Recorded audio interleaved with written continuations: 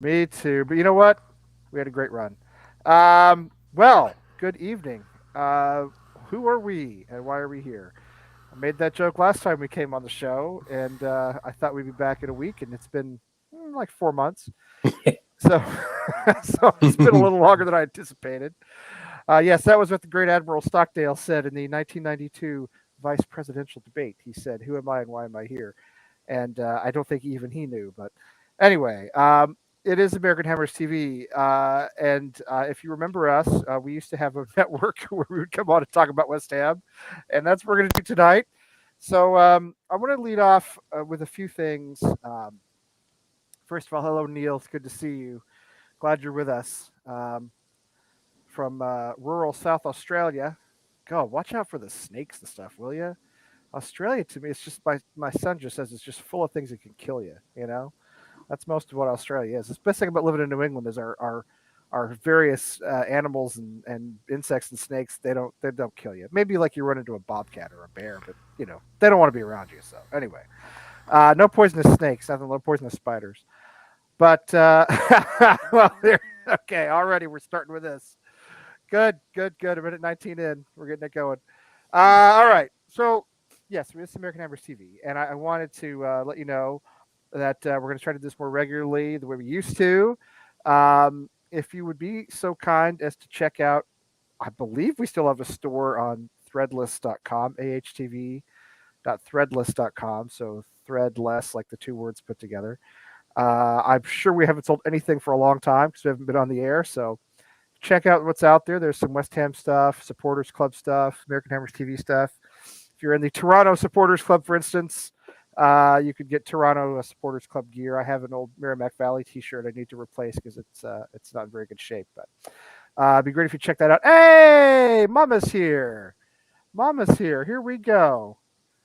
Hi, Rebecca. How are you? And how is that baby, little Noah? Tom and Rebecca have had a little West Ham baby, little baby Noah. You know what, Rebecca? You should like send me a picture or something, okay? Um, anyway, good to see her here. Made it to 72. Good, good. I mean, you must be a real survivor then, or maybe just you know smarter. You have to be smarter than the snakes. Um, Wally, this is really good to see everybody here. Wally's here from the King of Prussia, from Pennsylvania. Our friend down in near Philadelphia. So yeah, check out hgv.threadless.com if you would. It really helps us a lot. Um, I think we have to, before we start, just acknowledge the passing of David Gold and say, obviously, rest in peace to him. Um, whatever you thought about Gold, Sullivan, and Brady, whatever we've said, he absolutely loved West Ham. I never questioned his love for West Ham. He was a native, he was a lifer, and we'll miss him. For me, he was, and I've always said he was easily the most tolerable of the three board members. Um, I know one of our frequent guests uh, knows his family in some way and has said some nice things about his family. So, anyway, RIP David Gold, we will miss you. And, uh, we're was very sorry to hear of his passing. I know he was an older gentleman, but I was sorry to hear of his passing. And obviously, our thoughts and our prayers and our best wishes are with his family and all of the West Ham family, really. So, what else? Oh yeah, my buddy in the Gambia is just they're doing great. Their little team is still together. West Ham United, the Gambia, still together, still playing. And he is on a regional. He and some of the other kids from the West Ham team were selected for a regional team that is now in a series of games, knockout games, to get into the third division of Gambian football. So they play tomorrow. If they win tomorrow, they will go on to play like a promotion game against the last place third division club, second to last third division club. So if you guys want to help, I need to redo my GoFundMe. It's kind of out of date. So you know what? Just send me a message on Twitter if you don't mind. You see my handle there at West Ham USA. Ince is a fantastic kid. We've developed a great relationship, and he does still have the West Ham club going. They are still in the semifinals of a tournament that has been going since the summer. The semifinals got postponed over and over and over again, but they're still there. They exist because of his dedication and because of our support. So if you would do that, if you're interested in supporting him, please let me know. That would help a lot. Um, also, I knew I was going to forget something. I don't know what it's going to be, but anyway, let's see who's here tonight. Now that we're 5 minutes in, from Reno, Nevada, originally from the Virginia, the plains or the mountains of Virginia. I don't know which one. It's The Scott. How you doing, beach. Scott? I'm good. How are you? Not the Appalachia. Not Appalachia by any stretch. As far from No, that as possible. he's from sophisticated Virginia. Is that a major league T-shirt? Yeah, it is actually. That's So, fantastic. That's fantastic. I loved how who was it? Wasn't it Wigan that was bought by some gambler who then like bet against his own team, and when they went down, it was because he had he tanked his own club to win money, or at least those were good the for you. allegations. It was kind of the plot of Major League. Mattress Mac would never.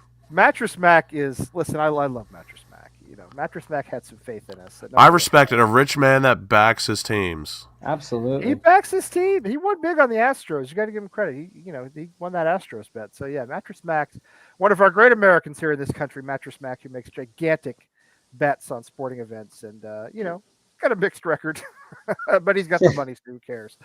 Yeah. So Major League, Wigan was kind of the plot of Major League. Like in Major League, they wanted to move the team to Phoenix or something. I can't remember, and they wanted him to lose, so they have an excuse to move, and the team was like, "No, we're going to win instead." So. Anyway, if you haven't seen Major League, you English out there, it's a good movie. About 30 years old now, but it's worth checking out. Yeah, definitely worth watching. Definitely a great movie. Baseball, but just watch it anyway. It's funny. Down with his fantastic New York Mets hat on and his Kennington Lynn portrait, it's my friend Lucas in Maryland. How you doing, Lucas? I'm good. I hope we're all well.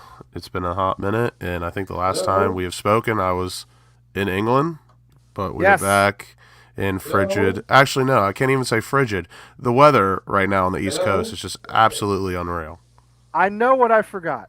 Thank you, Lucas. And I'm gonna get one more. We'll do Eric, and then I remember. I know what I forgot because he's in the comments. Okay, from Toronto, Canada, where the trophy drought for the Maple Leafs is even longer than it is for West Ham.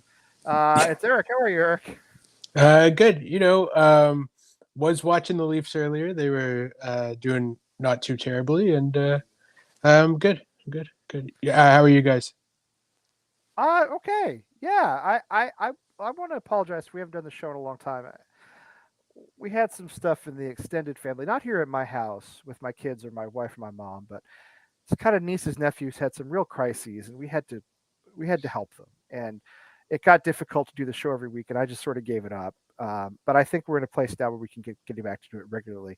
But I know what I was, and I can't believe I forgot this. I've been thinking about this all day long. All day long, I've been thinking about this. He's back. He's back. Our man from Brooklyn, Charlie Boy. Yes.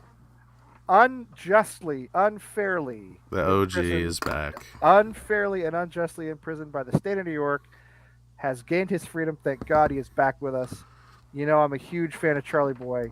And I was in Brooklyn a couple weeks ago. I took the boys down to New York. My wife and I took the boys down to the city for a few days after Christmas and stayed in Brooklyn. Actually, not that far from where Charlie Boy grew up. So I was thinking of him while I was down there. But Charlie Boy, welcome back, man. We're going to have you back on the show, all right? Whenever you're ready, you just let us know. But it's good to have you back. All right, that's what I meant to lead off with, Charlie Boy. But anyway, thank you for checking in because I almost forgot about you. James is here. Yeah, we'll get you back on too, James. We'll get you back on one of these days. There's a lot of people in the chat. So, so much has happened. Obviously, where to even begin? Yeah, where to begin? I think let's start, if you guys don't mind.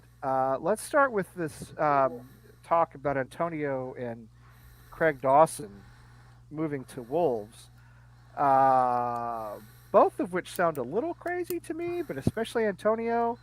My personal take is don't sell him to a relegation rival. Don't sell him at all. We only have two strikers, and one of them's, Skamaka's a little moody.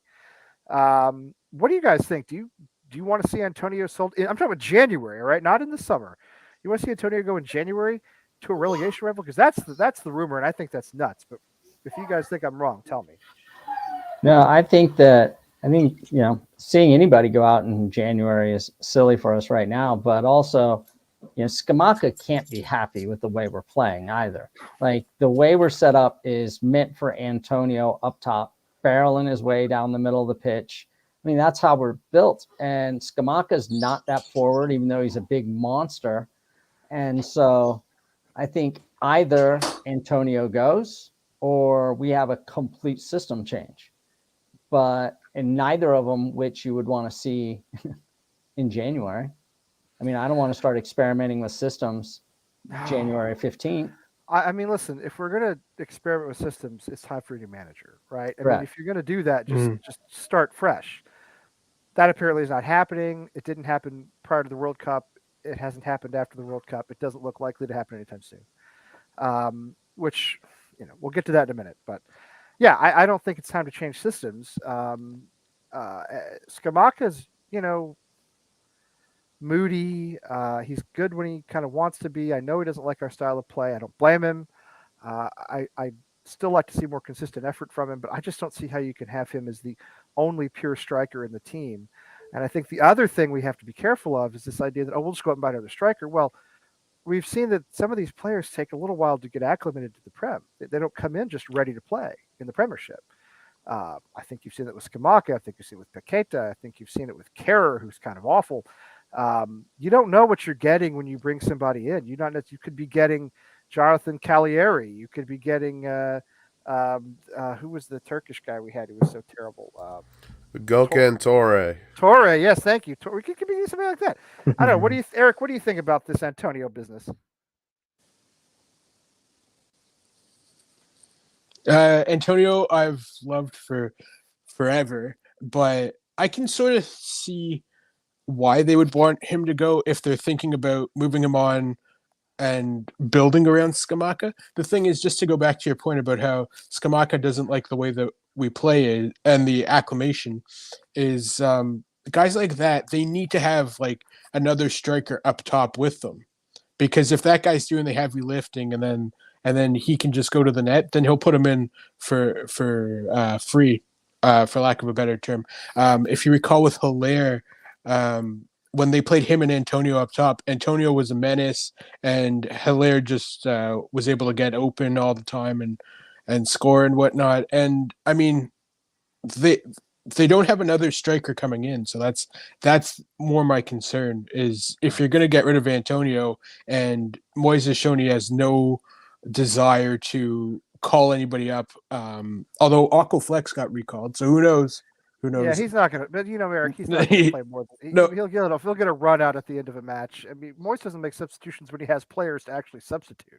Yeah, it's forget about getting the young. He's not gonna get the young guys in. So.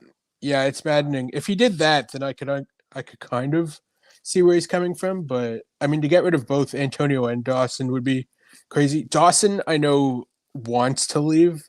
So as much as I love him and he's been a great servant for the last 2 years, he's clearly shown that he wants to get out of the way. So, I would like Dawson to stay the rest of the season because, well, you know what? We'll get to that in a minute.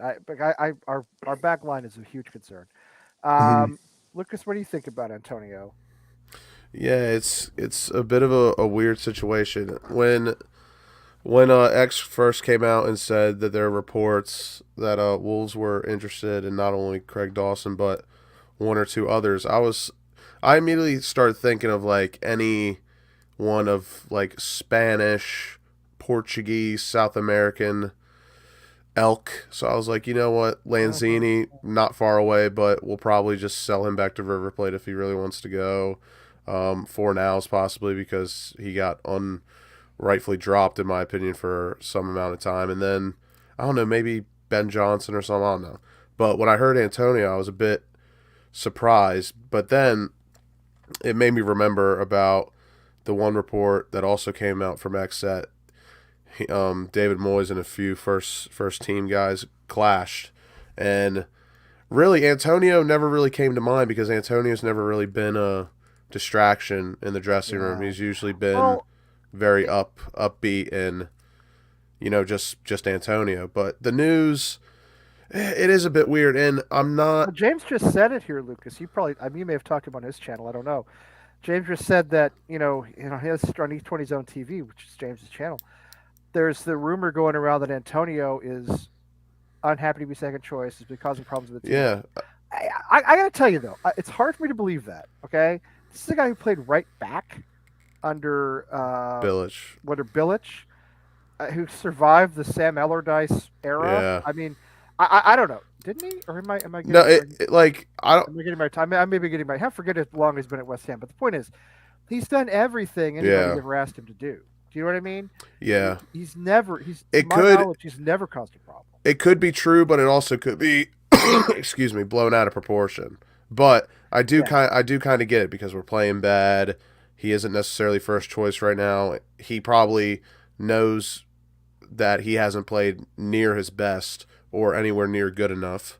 But it is weird. I'm not totally against selling Antonio, but honestly, But to Wolves, what? Yeah, to a relegation rival, I'd say no. And Nesri, who we've been linked with again, doesn't want to come. He wants to help Sevilla stay up in La he Liga. doesn't want to. And these and- guys, they don't want to come fight. And- They don't want to fight a relegation battle. With And a big honestly, club. who I looked up his transfer market value the other day. They're normally pretty solid with that. He's worth 9 million euros. I mean, what are we gonna do with that?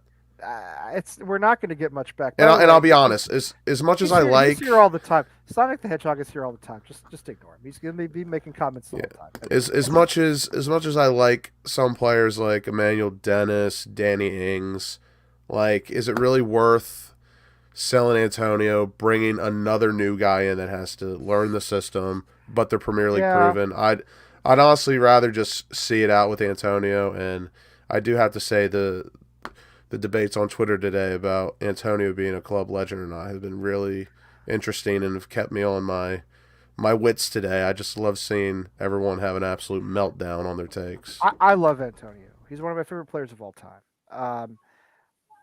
I have said before on Twitter that my definition of legend is extremely narrow. There's legend and then there's cult hero. Do you know what I mean? West Ham have like 3 or 4 legends. Bobby Moore, Billy Bonds, Trevor Brooking. Man, I don't. Guys who've won trophies, guys who served for a long, long time. See, I even have trouble putting Mark Noble in that category because I know it's not his fault, but he never won anything. To me, a legend is an elite category of player. Then you have cult heroes who were great players or well-loved players, guys like Julian Dix, for instance, or when Hartson and Kitson were here, or Frank McAvenny and Tony Cotty. To me, Antonio's more in that category, which is a fantastic category and one that not many people are in. But to me, legend in the truest sense is very, very elite. And I would not, and I agree with you, and I would not put him in that category. Just wouldn't. But anyway. I agree with what James said, by the way. Like, Antonio was never challenged. And when he went and took the 9 shirt, I mean, that shows the change in like his mentality, right? Like, he took the 9 and said, I'm your striker. And now he's sitting on the bench. Like, there's a difference in like forcing that change, right? Because that's about you now. It stops being about the team when you make that happen. Yeah, but why, Scott? I mean, this is a guy who, to my knowledge, from what we've known about him, has never complained, never been a problem. He's played all over the pitch. I don't know. Something about taking that number 9 shirt really seems to change him. I've seen it all today. I mean, I don't know how serious this one guy was being, but he went as far to say that well, first off, he said Antonio isn't a club legend. Then he went on to further proclaim that Mark Noble and Di Canio aren't club legends either, which I wouldn't necessarily agree, but I think the Antonio club legend debate is absolutely fascinating because, like, if I had a gun to my head and I had to pick his status at the club, I'd probably say he's a cult hero. Yeah, that's same with Di Canio. I don't think Di Canio is a legend. I feel the same way. Noble to me is on a balance because of his years of loyalty. But also, in my opinion, in a club like West Ham, you either have to play here your whole career and be like a decent to good player, or you've got to win something. So like everyone That's how I feel. So That's everyone calling DeCanio a legend, No. but not Michael Antonio a legend. It's a bit contradictory because I mean Antonio at the end of the day is our leading Premier League goal scorer. DeCanio is not. DeCanio never won anything. He was, but Antonio passed him, and not only Antonio didn't win anything. Mark Noble hasn't won anything, but Antonio came closer, I think, than DeCanio did. I mean, Antonio played in the European semifinal. yeah. I mean, Antonio was on a couple of teams that qualified for Europe, and I don't think that ever. I don't think. I mean, West Ham had never. Well, I don't know. Really, I don't really remember all the history of. I know we had some good teams in the DeCanio era. I'd have to go back and look at where. They finished. And I really remember where they finished. And just real quick to James, I don't think he was as successful as Antonio. Yeah, and I'm not saying DeCanio isn't class. DeCanio is one of the greatest players as played at this club. But you can't, in my opinion, you cannot call DeCanio a legend, but Antonio not. When Antonio has arguably had more success in his career, he's obviously not the player DeCanio ever was. Okay, we know he was great, but guys, to put your hero worship aside for a minute, because I'm sorry, and we may be just Yanks. I have the man on my wall behind me. No, I'm with you, Lucas. I'm with you 100% on this. All right, and I know that we didn't grow up with West Ham. We're not from East London, all that, and I respect those who did completely. I'm just saying objectively, Antonio and DeCanio to me are basically in the same category, and I think once Antonio is gone and we look back on some of his performances, people will see it that way. I don't think he's as good a player as DeCanio was, but I think he's been arguably had a bigger impact. I think he's arguably been more successful, and I think he's been. No, Tom, no, I'm not. I didn't see you. And I'll be honest, I'm a huge. Good to see you. I'm glad you're here. I'm a bit of a Ben Foster guy. I put them on the same. I put them in the same category, especially since Antonio, I think, has more years of service than DeCanio. I'm much of a Ben Foster guy. I like to call everyone a legend. So honestly, I would call them both legends. But if I had a gun to my head, I'd put them both down as cult heroes. Yeah, I would too. I feel the same way. But for me, a legend. What about again? There's like 4 players who are legends, maybe, and that's it. Yeah. What about Declan Rice when he leaves? Are we going to look at him as a cult hero or a legend? He'll be the one that got away. Yeah, he'll be. I don't want to compare it to Frank Lampard because people hate Frank Lampard, but he'll be. I mean, well, there aren't many former West Ham players who went on to be superstars elsewhere who were still loved. Rio kind of was for a little while, but then he turned out to be kind of a twat. So to me, Declan will be one of those guys who will go on to win the championship. I know the exact. Like Chelsea, and we'll look back and we'll say he was great with us, but we couldn't keep him. So no, I wouldn't. Say he'd be a legend. Perfect analogy here is that we were punching above our weight with Declan Rice, and he's like the one girlfriend that you don't know how you got. You broke up on really good terms, and then she just upgraded times 100. Yeah, I mean, Declan Rice is going to be another. Well, it's another Frank Lampard, except that I don't think he'll leave under the same circumstances. So our fans won't hate him. I think our fans will continue to love him. But he's going to go win Champions League at someplace like Chelsea or Manchester City. Depending on the club he goes to. Exactly. Or he's going to win a Premier League title with Arsenal or something like that. And he's going to have his name and image. I'll be absolutely sick if he goes to Arsenal. I'd honestly, I hate United and Arsenal. This is a bit controversial, but like I do hate Spurs. But when it comes to like the fan base and everything, United and Arsenal are right there for me. They flip flop first and second for me. If I see Rice go to Arsenal or United, I'd honestly contemplate. I won't say it, but you know what I'm saying. No way. That's too far. I think. What's that? What'd you say? Wait, I missed that. What'd you say at the end there, Lucas? I'll do. Did you say that you'd self-harm? No, I didn't say. I didn't say I would. Like, wait a minute. I didn't say the word, but I'll let your imagination wander. Yeah, and then I guess my question is like, when Declan does leave, who's the next guy that we become like big fans of? Because the teams the last couple of years, I mean, like, yes, we had these amazing times in Europa League and like building up to that, but like they were likable teams. This year doesn't seem so likable, No, if they're that not makes likable. any sense. That's an excellent point, Eric. And not only are they not likable, there seems to be some real problems within this team. We've Mhm. heard now a rumor of Antonio causing problems, which I don't want to believe because I really like it, but it may be true. We've definitely heard that Moises had a falling out with some of the Just players. We because don't we're know which ones, but losing. well, it's because yeah. Yeah, But I exactly. mean, it's chicken and egg. Are we losing because we've lost that cohesion we had the last few seasons? I mean, something clicked I after the COVID restart, and the I team was different So I for two refuse seasons, and then I it fell refuse apart. to believe that the cohesion's gone. I still think I think you can still have cohesion and have like disagreement or like see different ideas, but like the cohesion's still there. It's just the losing. The losing you can't hide or run away from losing. Like losing sucks. I No one know, likes losing. and it's contagious. Exactly. It's a So like disease. It's a virus. that's where You know what I all the mean? toxicity's coming from is losing. Yeah. No, I agree.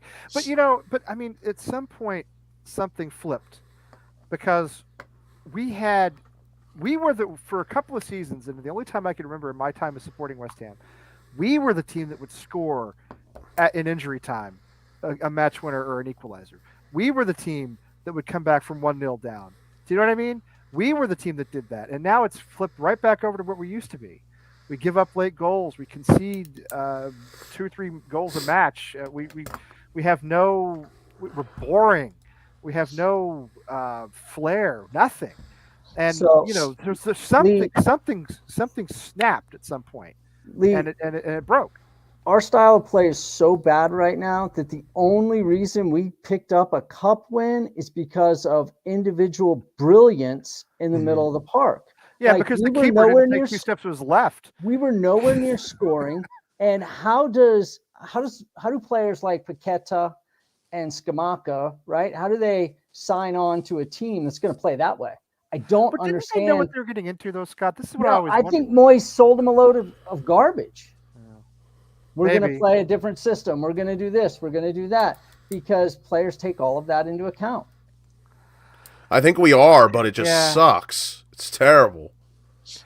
Well, I he's just okay. So he has tried. I think we've tried to play more of a possession based. Mark Warburton experience, put it in the bin. he's we've he's tried. in charge of This the possession offense, based right? thing's not Just to working. be clear. Say that again. Sorry. So Warburton runs the offense, like of the assistant coaches, or is that Phil Nevin? 'Cause- I'll answer that briefly. Basically, he was Okay. brought in to help progress a more possession style attack, and it has not worked, as we could all see. I don't know why we're trying to do that. I mean, I guess we're trying to appease players like Paqueta and Skamaka, but man, our counterattack was so good, and that's how we beat Brentford the other day. We had 35% possession in that game, and I know it was boring to watch, but we scored on the counter. That was a little flash of the old West Ham from the last couple of seasons coming back, and it made me happy because we actually won and it was effective. Although I got to say, Brentford's keeper, brother, 2 steps to the left, my friend. yeah, That You know what I was mean? bad. You Yeah. just catch it. He was swimming Like in the net. I would have gently corrected one of my 9 or 10-year-olds had they let it go like that. Yeah. I just don't know where Bowen went with his offense. 18 goals last year and can't hit anything. And I mean, I know everybody bashes Suchek online, like that's the thing to do. Yeah. But guys had like 10 goals and then 5 goals in previous seasons. Now he can't score. It just I don't get it. Our whole dynamic is different. I think that's why. Just Bowen.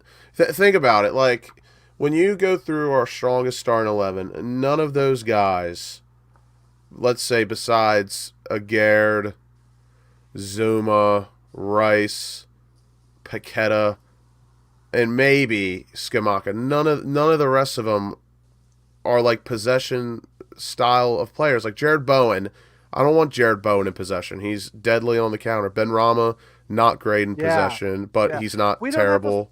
This is exactly what James is saying, and I think he's dead on, Lucas. We have tried to switch our tactics, tried to switch our system We don't have the players to do it.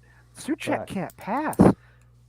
Paqueta's not a great passer either. I'm sorry, he's not. He plays a lot of flicks and flare and stuff, but he loses the ball half the time. I think he is, but the only response I'll have to that is just because he's not a basic player. If you wanted him to play basic, I think he could be what you're looking for. But I just feel like with Paqueta, it sounds so contradictory, but he's like almost too good to be basic. He's too Right. good for David Moyes. He's too good for David Moyes' team. He's too And sophisticated. I was going player. to say this to add on So top is of that. Yamaka.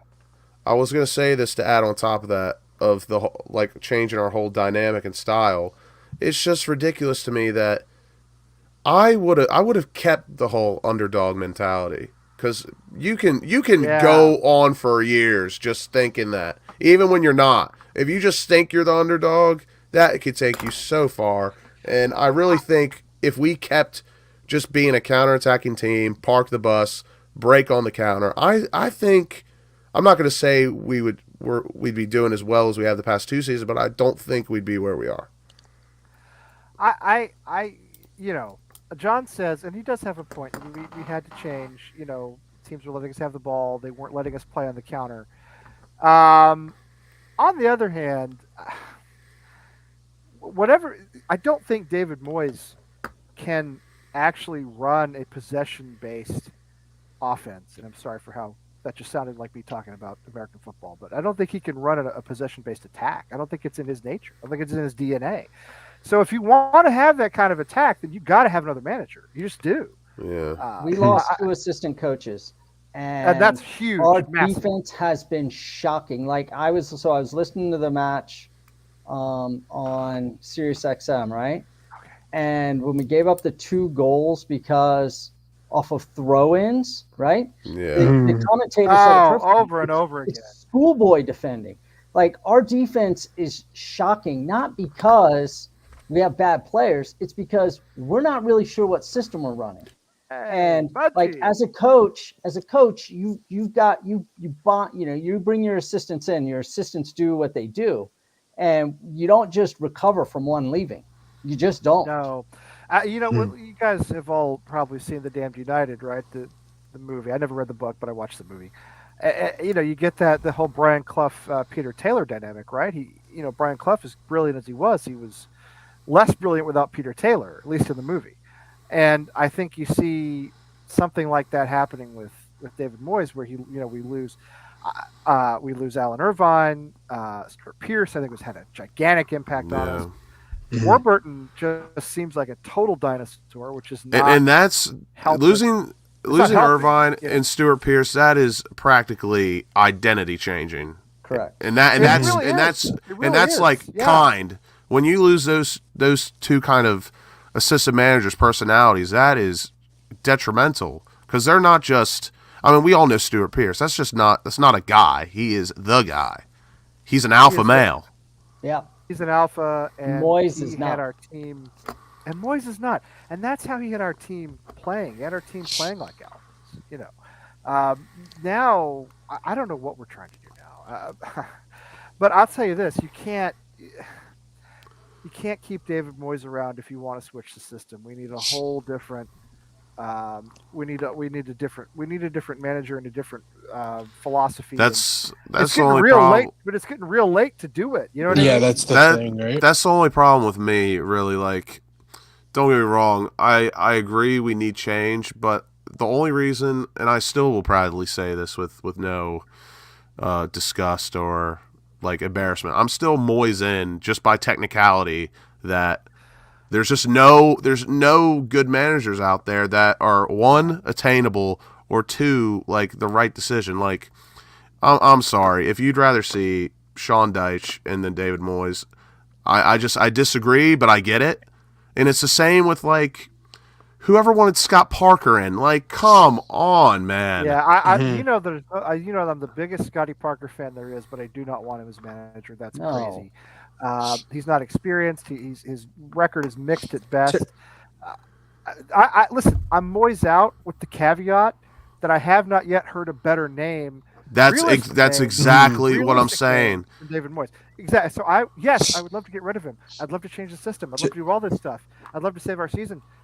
But Tuchel is not coming, okay? Pochettino's not coming. Did you see who they're looking at? See who the rumor was? Sullivan, the name he put out? Yeah. It's the guy from West Brom. Exactly. It's really? I feel like people, and I'll let Eric say his piece. Sure. I just feel like people don't think about the repercussions after that's done. Like, don't get me wrong, I'm sick of Moyes' tactics. They're not working. But if we get rid of him, I would say if we got rid of him, we're more likely to go down. Mm-hmm. Absolutely. Mean, that may be true. And you can kiss Conference League goodbye. I mean, you can maybe already kiss it goodbye now. But Moyes at least gives us the best chance to win a trophy and somehow save the season if we don't get relegated. But that's just my opinion. Well, who was it who I'm trying to think of who it was who immediately – it was Zola who preceded Avram Grant. And Zola had that terrible season, I think it was 2009, 2010, when we stayed up on 35 points and, basically Scotty Parker and Jack Collis had kept us up. And we were really bad. 35 points is obviously relegation, territory. But he kept us up, and they said, no, he's not good enough. We're getting rid of him. We're bringing in Avram Grant. Well, you know what happened after that? It got worse. It got a lot worse. We were relegated. It wasn't even close. I mean, we were basically down the whole season with some real garbage clubs down there at the bottom with us at that time too. And that's what I fear happening here. Yeah, I'd love to see Moyes go if we had a replacement come in. But if you bring in Parker, Dyche should probably keep us up, but everybody would hate him. He'd be another Big Sam, And I like Sean Dyche. I have a coaching staff that I can put together. We can fly over, and we can keep us up. And like we just finish the season. Yeah. Just finish out the season. We've got experience at the professional level. We could come in and, we could keep us up and then fire us. We're cool with that. I have coached Chelmsford, Massachusetts Town Soccer for almost 5 years now. Okay, 5 years. Experienced, yeah. 5 years with kids ages like 5 to 10. So I should at least be able to deal with some of the personalities at West Ham right now, right? I mean, I think I could do it. I think we could do it. I could do it. Yeah. I get Lasso. I could be Coach Beard. Oh, nice. I just trimmed it today, but I can let it grow out. I can let it go a little more. Lucas could too. Well, so could Eric for that matter. Yeah, exactly. Let it go. Yeah, that'd be good.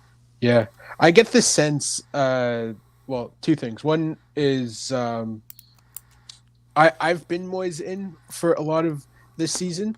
The thing that sort of started drawing me away from it was when we lost to Brentford 2-0, and the way Aaron Cresswell gave up on that second goal to Silva, and then he kept Cresswell in the rest of the game. I was like, that was it for me, because I've always been of the belief that with the bigger six teams, that we show them too much respect, and then when we're giving teams like Brentford that same respect and not making like massive subs, like I'm if you've seen me on Twitter, I'm always like, subs coming at 75 minutes, subs coming at 80 minutes, here's my prediction and whatnot. He doesn't do it.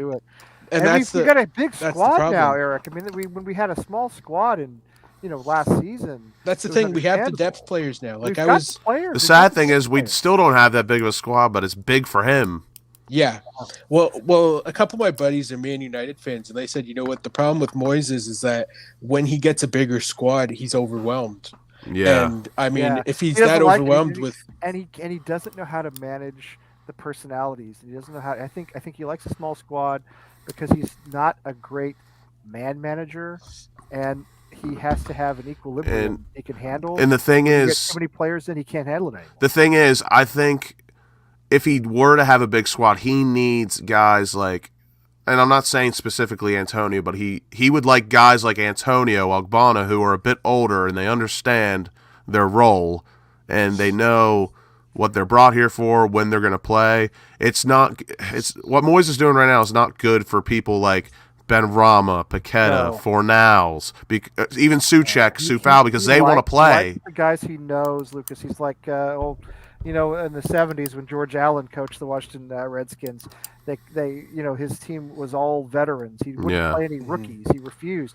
He played all veterans, and they were good. Don't get me wrong; they Yeah. went to a Super Bowl. And They were a good team. sometimes But he wouldn't touch young players. And Moyes is the same way. exactly. He's got to have guys he knows and And trusts. sometimes that pays off, and sometimes it doesn't. It paid off the last 2 seasons. It's not looking too hot right now. But at the same time, I still think, and again, this is just my opinion, I think he should have the right to try and turn it around. And regardless of what everyone's timeline or deadline they think it should be, we are approaching Mayday, Mayday, Code Red. It may be too late. That was gonna be my comment too about how he should have the time. Honestly, I thought they would give him. Sorry, that's not what I want to say. What I wanted to say was this: is that if we weren't as successful in the conference league as we have been, where we won 6 in a row, he would have been gone before the World Cup. I think they would have just gone with whoever was the hot name at that point. I know Graham Potter's struggling at Chelsea, but that was exactly the guy. Dream scenario. That was dream the dream scenario. And to have him in. Listen, the Chelsea can sack him at any time, and honestly, I wouldn't be against bringing him in. He'll get a job in 5 minutes. Yeah, and I hope it's ours. It might be ours. Exactly. I was going to say, I hope it's ours too. I honestly think too that at this point now, you've kept him for so long. Keep him till the end of the season. If we get relegated, he's fired. If we stay up, I think you still have to explore the options of who else gets released around that time and see at that point, because I think now we're past the deadline of, well, you got to get rid of him because, as you guys said, nothing's going to change necessarily. My concern is the offense, though, is that I don't think we're scoring enough to stay up. Like, he has to figure out a way to just get them to score. We're talking about buying a striker. That'd be fine, especially if we sell Antonio. We'd have to buy another one. However, fullbacks, right back, left back, both for defending and also for going forward, getting crosses in. I'm sorry, we have Cresswell, God bless him, great servant and all that. He looks as bad as he did a couple of seasons ago. Soufal is inconsistent at best. Emerson is not really a left I think Emerson is about as average as it gets with like a tick of upside, but as you're going to go on, the fullbacks, Ben Johnson as well, none of them are good enough. The only promising fullback that we have, we're about to sell for like £1 million in Ashby. I know. Kehrer looks like a bust. Johnson has never fully developed. I don't even know what position Kehrer plays. Sorry, Kehrer, if I can defend. He's played at every position of the back line at this point. So. Kehrer, if I can defend for a second, I think it's not his fault that he's as bad technically as he is. It's that they're trying to turn him. I'm not going to say he's going to play forward the way that Antonio did, but the way that they've moved him around, like one day you're going to be left back, one day you're going to be center back, one day you're going to be right back, and just the way that we look terrible positionally this year, like whatever our form is on defending. We don't have. That's because I don't think we have any. It seems like he doesn't know what he's doing. But I'm sure he's a competent back because he plays for Germany. But I mean for the German national team. The Germans are awful. They're not any good. I guess my point. I guess my point with that is that like if he can make a national team, there is some sort of player in there. It's just they don't have a specific position that they want him to be, and I think he's really struggling because it's like, well, am I a center back? Am I a left back? Am I agree running up the field? I do too. It's insane. On the other hand, and you are right about that, and that's the problem. That's Moyes' issue. Obviously, that's a Moyes problem. He did come in as somebody who could play anywhere in the back line, though. That was how he was advertised. You know what I mean? So it's not as though he said, "Oh, I'm a left back," but we're telling him to play right back, or it's not as though he's Antonio, who was a winger, and Bilic stuck him at right back. He was supposed to be a pan backline guy, like a utility guy in baseball, and he didn't go to anywhere. So, I did feel bad for him against Brentford. You're right. There's no consistency there because he keeps being put in different positions. I felt bad for him against Brentford, and I'm on record saying that was one of the worst individual performances I've seen ever watching West Ham. But again, that was a David Moyes fuck up. Like, how can you put him at left back? That's just insane. I want to. This is John's comment is good. By the way, there's a great debate going on between Tom and James, which I haven't. You guys can read it on the screen there. I haven't really gotten into it because they're going back. That is younger Atherton, not Tom. Oh, that's okay. I'm sorry. I thought that was Twom. That's brother Ben. Ben. All right, Benny. I thought it was Twommy, as we call him in Boston, Twommy, but no, it's Ben. All right. Anyway, Ben and James have been in a good discussion that you can follow, in the comments. It's very good. I did leave it up for a couple of minutes. I'm sorry about that. Amount of practice. I mean, he says, I'll go back to it again. One match in 8 with the Chelsea team is better than ours. Okay, it's all based on what he did with Brighton. Oh, John, that's what everybody wants is Brighton Graham Potter. And as much as I like David Moyes, I think just if you put Graham Potter, David Moyes side by side, we all know who's better. And it is true, and I think it is a real thing. Like, some things are too good to be true, and some better things are overwhelming. And some people just naturally perform better with less.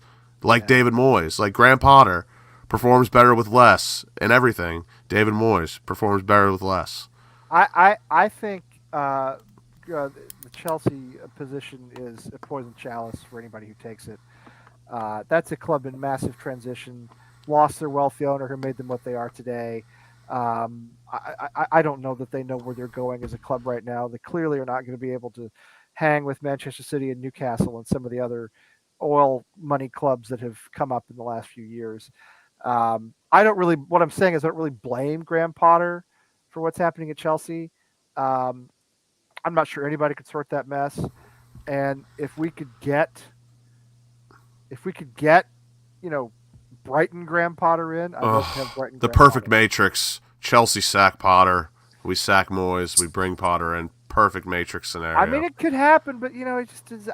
Well, if you're Sullivan or Brady, you can't really go out and publicly say we want to sign somebody sacked manager. He's still employed by Chelsea. You know what I mean? You can't publicly say we want to bring him in. But I feel like if they wanted things to happen and happen fast, they could do it, because we would be catching Graham Potter at a good time just because, okay, he did it at Brighton. He showed he couldn't do it at Chelsea. So maybe we are the perfect median. Well, remember, we bring him up again. Brian Clough, famously failed at Leeds. That's what the whole movie's about. And then he, turned around and he had massive success at Nottingham Forest. So, who knows? Maybe Graham Potter just, was in the wrong place at Chelsea. Again, at Brighton Potter, that's our guy. That's the guy we've needed for years. I don't think we'll get him. And John may be right. Maybe he's, ha, ha, ha. I don't think he'd be welcome back at West Ham. Do you, Budgie? Come on. after the FA Cup final all those years ago, Scaloni. I don't know. When Argentina won the World Cup, Twitter was unbearable for the next week. Just Scaloni shouts to West Ham. I'm like, you've got to be fucking kidding me. They weren't serious. I mean, some were. I like to think I have a very natural skill of being able to tell if people are sarcastic offline and offline. I like to think I'm very good at it. And some people just... And right there where James says, Luis Enrique, out of all the names, he might be the only one that I think, if we tried our hardest, I think he could be convinced a little bit. But again, like I said before, the only problem is that, one, people don't think about the repercussions of sacking a manager, and two, there's just no one worth it. Yeah, I mean, the realistic candidates. You know what I mean? The problem is realistic candidates. No, Budgie, don't apologize. Listen, he just won the World Cup. I mean, so let's. I mean, I'm not saying he's a bad candidate at all. I honestly, I don't know much about his managerial experience. He's younger than I am. He's 44. Which is not unusual these days for a manager to be younger. And I was gonna say this about Sean Dyche. I love Sean Dyche. I actually think he's a very good manager, and I do like to joke that he's a Brexit manager. But I can't imagine a world where he's trying to manage Gianluca Scamacca, Lucas Paqueta, Pablo Fornals. Like, I just can't picture a world. I don't think Scaloni has ever managed a club. I think he's only managed Argentina, which, I mean, to take nothing away from his accomplishment, it's not exactly Morocco. It's Argentina. You know what I mean? You had the best player in the world, with you for years, and they eventually won some stuff. It took a bit of effort, but so I don't know. I don't think he's ever managed a club, which would make me nervous. I mean, yeah. Yes, them up with Enrique Iglesias. Yes, probably. That is true. Not a bad shout. I would take him. The West Ham way. Is his dad still alive? Is Julio Iglesias still alive? Silver probably go after him. If we're bringing him in, let's get George Lopez in while we're at it. Okay. I feel like George Lopez would be a killer assistant manager. How about Fluffy? What's his real name? Can't think of his real name. He'll take over set pieces. Gabriel Iglesias. Yes, Fluffy's great, man. Oh, is he Iglesias too? Yeah. Oh, well, there you go. We could. You know what? It's the all Iglesias West Ham management team. So that'd be Enrique. The impeccable Iglesiases. That'd be Fluffy. That'd be Julio, who I think is still alive, who's Enrique's dad. And so that's at least 3. That's pretty good. That's all Iglesias West Ham team or West Ham management. Iglesias and a Lopez. Yeah. Now John will not quit on this. 15th, 16th, and 19th. I mean, but Brighton. Not a club that traditionally hangs in the Premier League for a long time. I think he's shown that he can do positive things with a traditionally small kind of and again he had no money. Top flight club. He had no money at Brighton. Like at least it doesn't matter. It doesn't matter because he won't be sacked anytime soon. And even if he is, we're halfway through the season. Panic time is now. Todd Bowley though is an absolute mercenary. He will go off at the drop of a hat. I honestly think he would if it got bad enough. Like I'm being completely honest. Todd Bowley is such a nutcase. I think if Chelsea somehow were to drop to 12th, 13th, or 14th, I think he would sack Graham Potter. I can't believe it took us 52 minutes to get here, but there you go. Benny's got it. He's got it. No, Chelsea. I won't say I'm in for a good time, but I'm in for the thrill of Big Sam. The thrill. Listen, say what you will about Big Sam. He did what he was supposed to do. All right, he did what he kept us up, or he got us a backup, and he established us in the Premier League again. And I mean, it wasn't fun, but he did what he was asked to do. It was better than cocaine, some say. It's better than Avram Grant, who's like the opposite of cocaine. If Sam earns his bonus money, right? Keep us up, bonus. Get us up, bonus. Avram Grant was like a wet bag of oregano that you sell in high school to your mates. Right, exactly. Avram Grant was like, I don't know, I would say like morphine, but that sounds better than Avram Grant. So that sort of morphine, I feel like, is way better than a wet bag of oregano. Yes, I do too. I think he is a wet bag of oregano. I think that's. What about the guy who think rugby? Edward, you mean the guy who played on The Equalizer back in the '80s? Edward Woodward. You guys remember that? Remember that show, Scott? You're old enough to remember that show. Yeah, let's get Sean Payton in at West Ham. Do you remember The Equalizer, Eric? Are you old enough to remember that? Queen Latifah? No. There was a show on American TV called The Equalizer in the '80s, and it was great. Oh yeah. I've heard about it. I'm more familiar with Denzel Washington's movies, and then of course Queen Latifah. Oh yeah, so the more modern ones. Yeah. The guy who played The Equalizer was a guy named Edward Woodward, who I am sure died some years ago. But I'll tell you, man, that was a great show. I really liked it. I used to watch that a lot. It came out in the mid '80s when I was like elementary school, middle school. Really good show, actually. I'm glad I thought about that because now I'm going to see if I can find some more to watch it. It's probably on Prime, I would think. It probably is. Everything. Let's get Prime, the X-Files team in. Yeah. Yeah. Oh well. There he is. Kind of a small picture, but there's Edward Woodward, not the rugby coach, but the equalizer. And he was English. Had a nice, nice accent. Good show. Glad you brought that up. Lee, Thanks, and I've been ordered for you to check your Facebook. On my Facebook? Oh, okay. What I've messaged you. Oh, okay. All right, hang on. I got John Anthony making excuses for not coming on camera. All right, I see that one. Oh, here we go. Oh my gosh. Okay, are you ready for this? Rebecca, you still on? Uncle Ben, I never thought about that. Uncle Ben still on? All right, here we go. Finally. I know we're a long way in. We're not going to go much longer, but here is the one. Noah. Wow. Yes. Oh, nice. I don't say Noah. I say yes. He is a cutie. Look at him. Oh my gosh, look at him. Do you think he looks my like his sweet mom or his nephew? dad? What a guy. Can he be the next manager? I mean, I don't see why not. Now, are you seeing more Rebecca or more Tom? I'm seeing a lot of I think Rebecca. it's a beautiful mix. It is a beautiful, but he is so cute. How did they allow photographs without West Ham top? I don't think my daughter was photographed for 6 months without a West Ham top on. I brought both of my boys home from the hospital in West Ham gear. I did. I brought them both home in little West Ham hats. Yeah. So and now they could not possibly care less about the Premier League. But anyway, so I messed that up. But look at that! My gosh, adorable! Wow, really adorable. Okay. Hey guys, I do have a warning. Potty training is no bueno. It's not fun. So enjoy this 2 years before you start down that road. I'm not going to embarrass my son by telling potty training stories that I was telling Scott earlier. We'll just, if you want to know, I'll tell you sometime, but not on camera because don't want to embarrass him. He's a wonderful kid. I don't want to embarrass him. But anyway, yeah, potty training is not easy. It's not easy. There you go. There's a legend for you. That's a legend. Antonio's not a legend, but Noah's a legend. Oh, Clive Woodward. Yes. I know who you're talking about. Yes. Okay.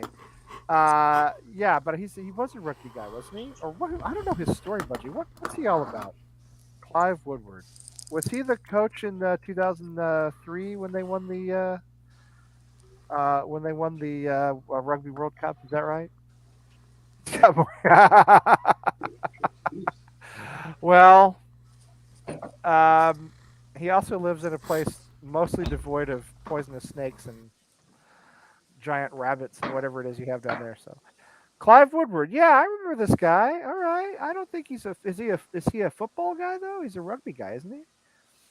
Anyway, Ted Lasso did a great job getting AFC Richmond promoted again last season. So, maybe Clive Woodward could do the job at West Ham. I don't know. Yeah, so I guess we swung around to the Moyes discussion.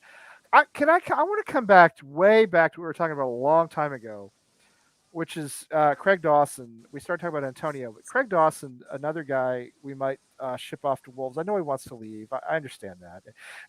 Everybody's always going to love Craig Dawson. He exceeded all expectations massively. He became that's a real cult hero right there. Yeah, that's almost a definition. Yeah, I was gonna say that. But would you?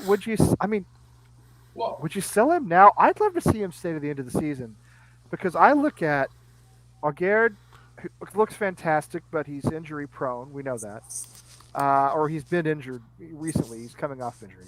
Got injured again in the World Cup. Missed those last couple of World Cup games from Morocco. You look at Ogbonna.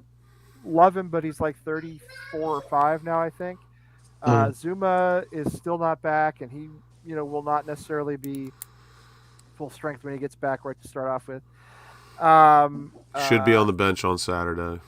That's good. But Kerr doesn't look like a center back. Doesn't look like anything really.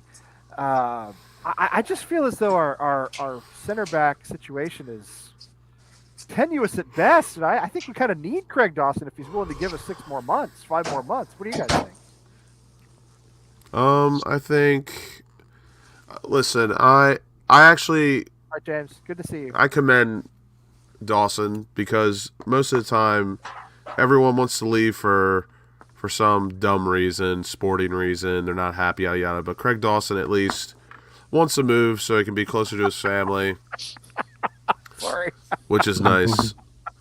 I'm not. Oh, I've seen that buddy. before, and it's Awesome. a very good joke. It's a You very know, good. It's not a That's joke great. though. It's actually pretty true. But I And don't. also, happy birthday to John's Yes, beautiful happy daughter. That's birthday. Wonderful, wonderful, wonderful. Yeah, I happy don't- birthday. Basically, in Great. short, I don't want to see him go unless we have a replacement. And I think Craig Dawson would understand if we didn't sell him because, one, we didn't get a replacement for him, and two, we need him. And I think as much as he wants to get closer to his family, move closer, I think he would understand it at the end of the day. See, I kind of do too, and I know he wants to be closer, and I know he's probably tired of playing for us. He's tired of commuting from wherever he lives. Ben Foster talked about this on his podcast one time, where he was commuting from Manchester to Watford. That's a 3-hour. It's like a 3-4 hour journey every single day. Like it's got to be absolutely exhausting.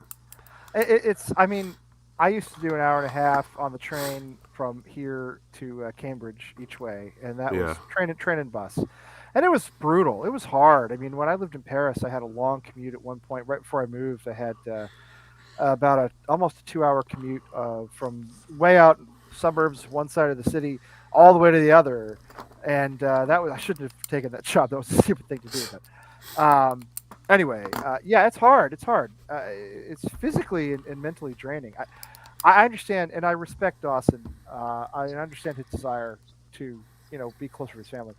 I think we need him for a few more months. Look, I mean, he's solid. He knows the system. He knows the club.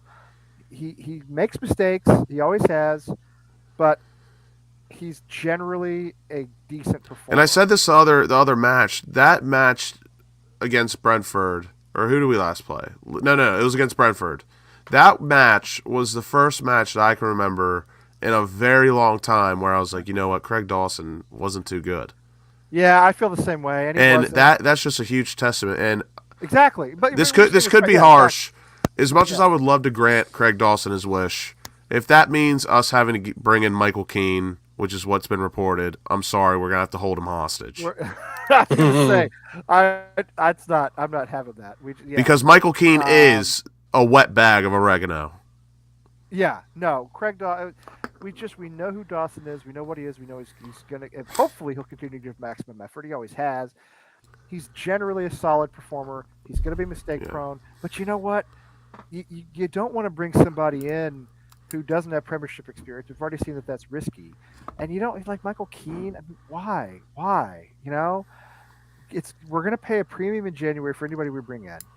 I do think we need a replacement for Dawson. I don't think we have players able to step in if he leaves because you don't know what's going to happen. Zuma. I hate January. Absolutely, I hate January.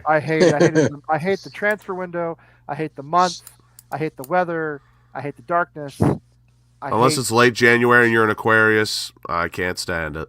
The only good thing about January is the NFL playoffs, and our teams aren't even in it this year, Lucas. So so it kind of sucks. Cincinnati all the way, baby. Cincinnati. Fucking Jets, Joe Flacco, piece of trash. Well, at least Matt Patricia's not your offensive coordinator. And I've got worse. You don't have worse. No, you don't. You don't. You couldn't. And by the way, Mac Jones is not a franchise quarterback, but that's a whole different YouTube channel. We're getting into Bailey Zapp all the way, man. Bailey Zapp. That was a nice little story, but I'll tell you what, Jared Stidham ain't the guy either from last game. No, he's not the guy either. No, I mean, it's hard. It's hard to lose Tom Brady and Ben Roethlisberger. It really is. Anyway, I don't want to get too far off into that. Let's see. Let's see.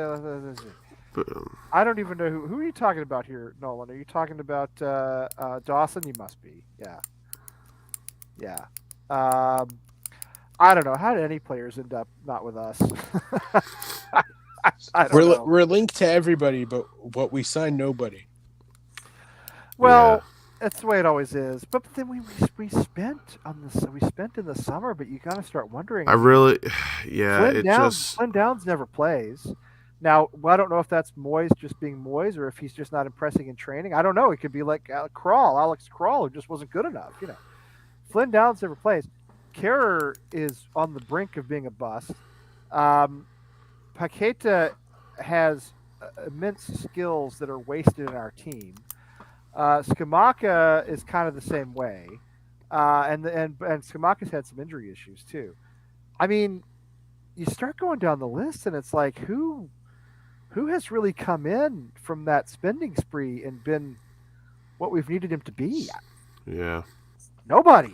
Can you think? Anybody? Areola doesn't get a chance. For some reason, we go with Fabianski, who's 74 years old. I thought Cornet would have been the sleeper of those guys, right, but he's not been around. He's got some rare disease, literally, apparently, or some rare condition that the French doctor's only seen twice in 25 years. And then Emerson. I mean, jury's kind of out on him, to be honest, but he doesn't look like a left back who can go forward and defend. I would love to see the next experiment. I want to see, just so I can finally get an overall opinion on Emerson. I just want to see him play left back. I don't want to see him play left wing back. I want to see him actually try and be played at left back, because I think, as much as, and I know a bunch of people who are huge on Cresswell, like they're saying he's been one of our better players this season. I couldn't disagree more, but I think Emerson at least offers something going forward, and I think he is. I'm not going to say just as good, but I don't think his drop off defensively compared to Cresswell's is that much. I'd rather have a guy at left back that can get forward and create and defend just as decently as Cresswell than have a left back that can't get forward or back. First of all, I want to say Cresswell is shocking. I want to say, I know how you feel, so I want to get Budgie. I'm so sorry to hear about your mom, my friend. I really am, and I hope you recover from your injury quickly. I'm really sorry to hear about this, Budgie. Budgie's a really good dude, by the way. You guys know Budgie. Condolences. Fantastic. Yeah, condolences. Anyway, Scott, you were saying, I know how you feel about Cresswell, so go ahead. Cresswell is shocking. Like, when you see him just give up on plays, like he's reached a point where he was useless last year, right? And we didn't. If we're going to put Emerson out there, we need to keep running him out, because even at his worst, I think he's better than Cresswell right now. Cresswell has been just absolutely. And you cannot recover from what De Silva did to him. You can't recover from that. He got absolutely sunned. I know. I love Cresswell, but I have to tell you, he had a little career revival. He just got redheaded stepchild. Well, he was done, if you guys remember, 2 seasons ago. Yeah. And then when Masuaku got paired with him and kind of helped him out back there, it helped revive his career, and he had some confidence. He started to play better. He had a good season, and then he went back. Now he's gone back to kind of being what he was before. He's 30, 31 years old. He's his skills are deteriorating, and he wasn't the greatest left back to begin with, and I thank him for his service. I really do. But I'm with you, Scott. I think we got to move on. We've needed to move on for a long time. We've known this for a long time. Correct. He's been in the past. He's been decent. He's been pretty good, actually. But he's been because he could bomb up and down the flank. That's the only problem. I said this season, if we would have brought in an actual high caliber left back, I genuinely believe Aaron Cresswell would be probably top 3, one of the better backup left backs, like rotational left backs in the Premier League. Just because he's going to have that rest, he's not going to be tired. He could probably still get up and down the pitch when he's called upon. But playing him every single match, and I get why we do, because obviously Emerson is not heads and toes better, but still, it's like, I don't want to. And there's been massive debates about Aaron Cresswell, like, oh, he has this many chances created, yada, yada, yada. I think that stat is an absolute fallacy. I don't pay attention to stats. Like, what do they consider a chance created? Yeah. By the way, Darren, I'm sorry to hear about your dad, Darren. That's awful. I'm so sorry. Goodness. Guys, I feel just awful for both of you, and I hope hope your families are able to recover. I know it's hard. I understand it's hard. My dad died 9 years ago. I know how it goes, and so we're with you. We're with you in spirit. Anyway, to get back to Cresswell. Again, a guy who had this nice revival, got paired with Masaruku, got some confidence, started to play well. You know, and he has skills. He's a good taker of corners, or at least he used to be. He's pretty good at set pieces. He's no Dimitri Payet, but he's not a bad set piece taker. He scored on a couple of free kicks here. And that's probably the one glaring issue of this season is that we all know he's old, he's slow, he can't get up and down, but he's lost his wand of a left foot. Yeah. It's absolutely MIA. Right, Lucas. And without that, he's a lot less valuable than he used to be. And you can't use it when you can't get up the pitch. Exactly. The only way Aaron Cresswell gets up the pitch is if he 1-2s up the flank, or he gives the ball up. You give him about 5 minutes to run up, give it to him across, and then, God forbid, if he doesn't get a good cross in and they counter, he is the last person back. And I've seen that and witnessed it my whole time when I was over. I know. Not good. Not good. You saw it. You were there and you saw it. Not good, Eric. You're right. And I mean, again, a guy, Cresswell's a guy to me. And I love Aaron Cresswell. I do too. He's been one of my favorites ever since I started watching West Ham. But it's just like when it's your time, it's your time. My Europa League shirt that I bought last season, it was last season. And the Europa League run. I bought a Cresswell. Same for me. Same goes with Sue Fowl and Antonio. I have Antonio's kit from last season, the best kit we've had in a while. When he went to number 9, I have Sue Fowl, Europa League. Yep. I love those guys, but you got to move on at some point. Yeah. We have zero service as is. Like every time you watch a match, and we get a corner, and so the pundits are saying, "Man, West Ham are so dangerous on these." We haven't been dangerous for a year and a half. Not since January. And so, I don't know January what matches they're watching. Yeah. Exactly. I mean, a lot of stuff that used to have, Souček is not a goal-scoring threat anymore, and that's in part because Declan Rice said, "I want to go forward," and that's not really what he's best at in our system. So that neutralized both of them in a way. Just so many things wrong. Declan Rice is still our best player by far. We're not using him properly because he doesn't want to be used properly. I don't think he wants to be here anymore, though. Either. I don't either, Eric. And that's not good for a relegation fight, right? Because you need guys like a Noble. Not when you're the captain. Yeah, when you're a captain for sure. But like when you're, at least with Noble was like, I know I'm gonna be at West Ham forever, sort of thing. Where Declan is like his aspirations. He literally said at the World Cup, everybody dreams to play Champions League football, and that's not with us. What he said at the World Cup, and we talked about this. I talked about this with Tommy. I went on a show with Irish Tommy on his channel. I don't remember the name of, but anyway, Irish Tommy's anytime you see Irish Tommy, that's who it is.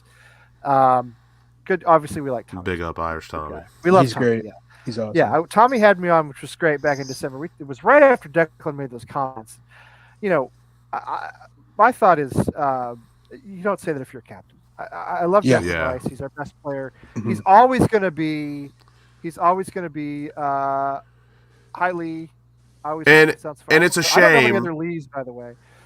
It's a shame he said that, because honestly, when you think back on his time of taking over as vice captain to club captain, that's really the only thing he's done wrong. But yeah, it is. It's I wouldn't say it was a big mistake, but it's a crucible mistake. Like you deserve. I'm not saying deserve, but you should expect to be crucified for saying that, because that's an indirect shot that you didn't have to say. Plus, why as a player would you want to play for a guy like that? Exactly. Like you can see why we're in a losing streak in that regard. Sorry, you were saying? No, sorry, Eric, my thought is his other quote though was what he did with Jude Bellingham. He said, "I'll sit back, you go play." He doesn't do that with us. That's where his strength is. His strength is sitting back and helping us counter out. And he's not doing that. He's nowhere near where he's and the thing is, I don't think he wants to. And the thing is, I don't think he has a problem doing that for us. But it's when he's doing that, and he sees the likes of Suchek being up front. Like, if and I'll say this very confidently, if Declan Rice was asked to sit in front of the front four with Lucas Paqueta and Fornals ahead of him, I think he'd actually be okay with doing that job. But when you have Thomas Suchek, again, who I absolutely love to pieces, I love a man that bleeds for the club, literally, he's just not good enough. Yeah. When he gets the ball, he shits himself. He can't pass. Declan, the biggest problem with Declan is captain, for me. And I'm not talking about playing for us. I'm talking about as being captain, the guy. The team. You cannot have a guy who does not care whether or not the club gets relegated because he won't be here next season as your captain. I think he does. I think he does. But here's the thing, Lucas. He may love us. He may say nice things about us. He may say all the right things on social media, etc. That interview during the World Cup showed bad judgment, in my opinion. Wrong place, wrong time. In front of the whole world, the entire world. I don't think he meant to do it, but he basically kind of bashed his club. He bashed West Ham. I'm never going to win anything there. And it's true. We know it's true. He didn't lie. It's just at that point when some smarmy journalist, some little twatty journalist asks that question. I use journalist very loosely here. What you do is you say, I'm not here to talk about that. I'm here to talk about England. We have a quarterfinal coming up or whatever it was at that point. I'm not here to talk about that. Anybody who's ever gone through media training, and I've done media training for other people, anybody who's ever done this will tell you, you just politely gloss over that question. That's not what we're here to talk about. He didn't do that. He took it up. He said some things that I don't think he should have said. He said them on the world stage, and he made us look bad. And if it's I don't know, somebody like Paqueta or Aguerd, okay, that's not great either. But he's our captain. He's an academy guy. Yeah, and it's so weird. He is the heart and soul, and he basically just said, "Yeah, I'm out of here as soon as I can get out of here." Yeah, he's still. I mean, still a kid, basically in my eyes. I know he's like 24. Yeah, 23. 23. Yeah. God, that's he's young. just a baby. But I mean, so like, I definitely. I think you're older than that, aren't you, Lucas? Yeah, I'm 27. So I'm only joking because I'm so old. Like, I turned 49 back in December. 49. I only got one more year before I. And the thing is, it's like century. I do think. I still do think Declan Rice really, really cares about West Ham. It's just that it is just a case of wrong. But he knows he has an out. He knows he has an out. He knows that he's gone. And I do believe he cares, like, if we get relegated or not. And he's definitely, obviously, not trying or wanting and this that to happen. This is a great question that Vernon asks. A superb question. I can't really make Cresswell captain. I mean, although in a way he'd make a great one. He's not good enough to be captain. No. And we're getting to this too, Budgie. I know, John, but it's where he said it. He said it during the World Cup. He said it when everybody in the world was watching. He said it when millions of Americans, for instance, who never watched this sport were watching the sport. And it was everywhere. It was all over social. It was all over TV and social media. Just don't say it right then and there. Go off and tell 442 Magazine or the BBC or Sky Sports. You know what I mean? Nobody cares. Don't say it in front of the world press. Don't do that. I'm sorry. That was what bothered me. It still bothers me. Who should be our captain? For me, to answer that question, I would say I don't think Cresswell. This isn't like a slight on Cresswell. I just don't really think he's a captain. But no, I don't either. If he played more regularly, if I could pick a club captain, it would 1,000% be Angelo Ogbonna. Well, it would be for me too. But I think it'd be Ogbonna but the problem is I just don't know that he's going to play. But if we're talking just captain, if we're talking captain reputation. Right. The next in line would probably be like Suchek because I know he captains the Czech team. But right now, as far as I'm concerned, it's Rice, Cresswell, Fabianski, and then probably Ogbonna or I would love Suchek. to see I hate having a keeper as captain because they're removed from everything. Yeah. Although it's worked in the past, but I would love to see Ogbonna. I just think he's not going to be a regular player when Zuma comes back. Yeah, exactly. It's tough. The thing is, Budgie, I love Fornals, and I think we need to see more of him. And I want to talk about Skamaka in a minute too. The weirdest But drop from the lineup, in my opinion, this season. Pablo Fornals, what? Why? Why? Yeah. I mean, Mhm. I know he can't finish, okay, but look how often he's involved in our build-up. No, and we know that. All right, I don't want him No, I shooting, know. but Declan Rice doesn't really finish that well either. Let's be honest. Mhm. Fornals is so often involved in our build-up. He tracks back. He does everything you want a midfielder to do except score goals. But other than that, he's very good. I didn't think he should ever have been dropped. But you can't make him captain because he and Ben Rama are always going to be fighting for time. Zuma, I, I mean, he's injury prone, and also, you know, Yeah, I think most people have forgotten about the cat thing, but it's tough. I don't know. I would avoid making him captain. Yeah, it's much better than what Thomas Partey has done, who's still playing in the Premier League Oh, somehow, some way. no, there's no comparison to no. No, you're but wrong. people on YouTube, I know people they in the do. media, they don't I want to know. talk about Thomas Partey, that disgusting human, but it's okay. I was going right. to say this when you mentioned Rice. I was just going to put a quick side note. His goal at Southampton away, absolute limbs.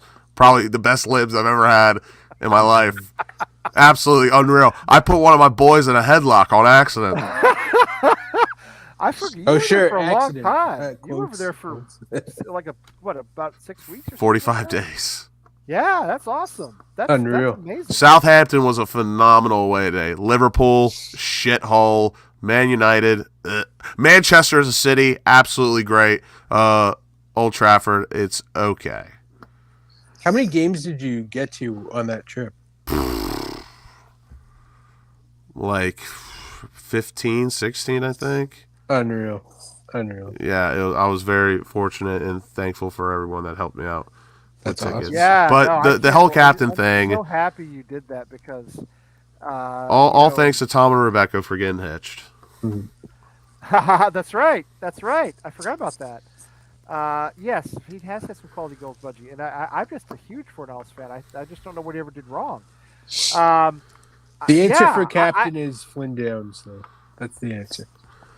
Well, If they ever play him, if that's they the always guy. would ever play him.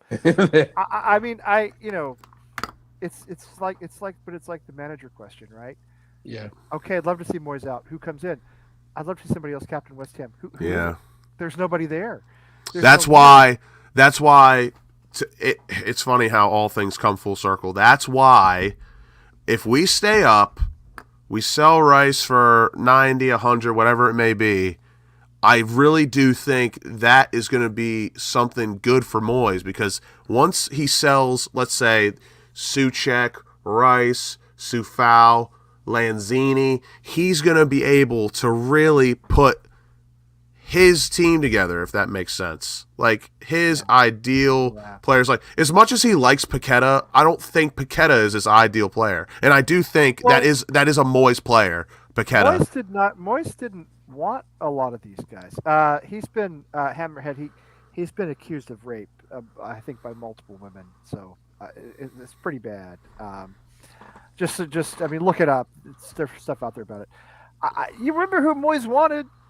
He wanted Jesse Lingard. Yeah. He wanted Jesse, who's totally fallen off the face of the earth now. But Moyes didn't. He didn't even want feature Paqueta. tonight.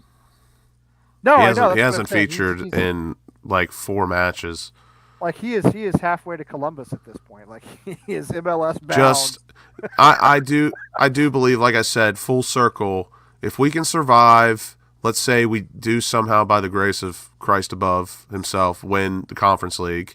I think if we win the Conference League, stay up, or just stay up in general, once we sell Rice and we sell some Deadwood, I really do think Moyes, if we keep him, because I love Moyes, just obviously certain things are very wrong and you can definitely criticize him for. I think he'll be able to make his team. But the thing is, he's got to make his team in the Premier League.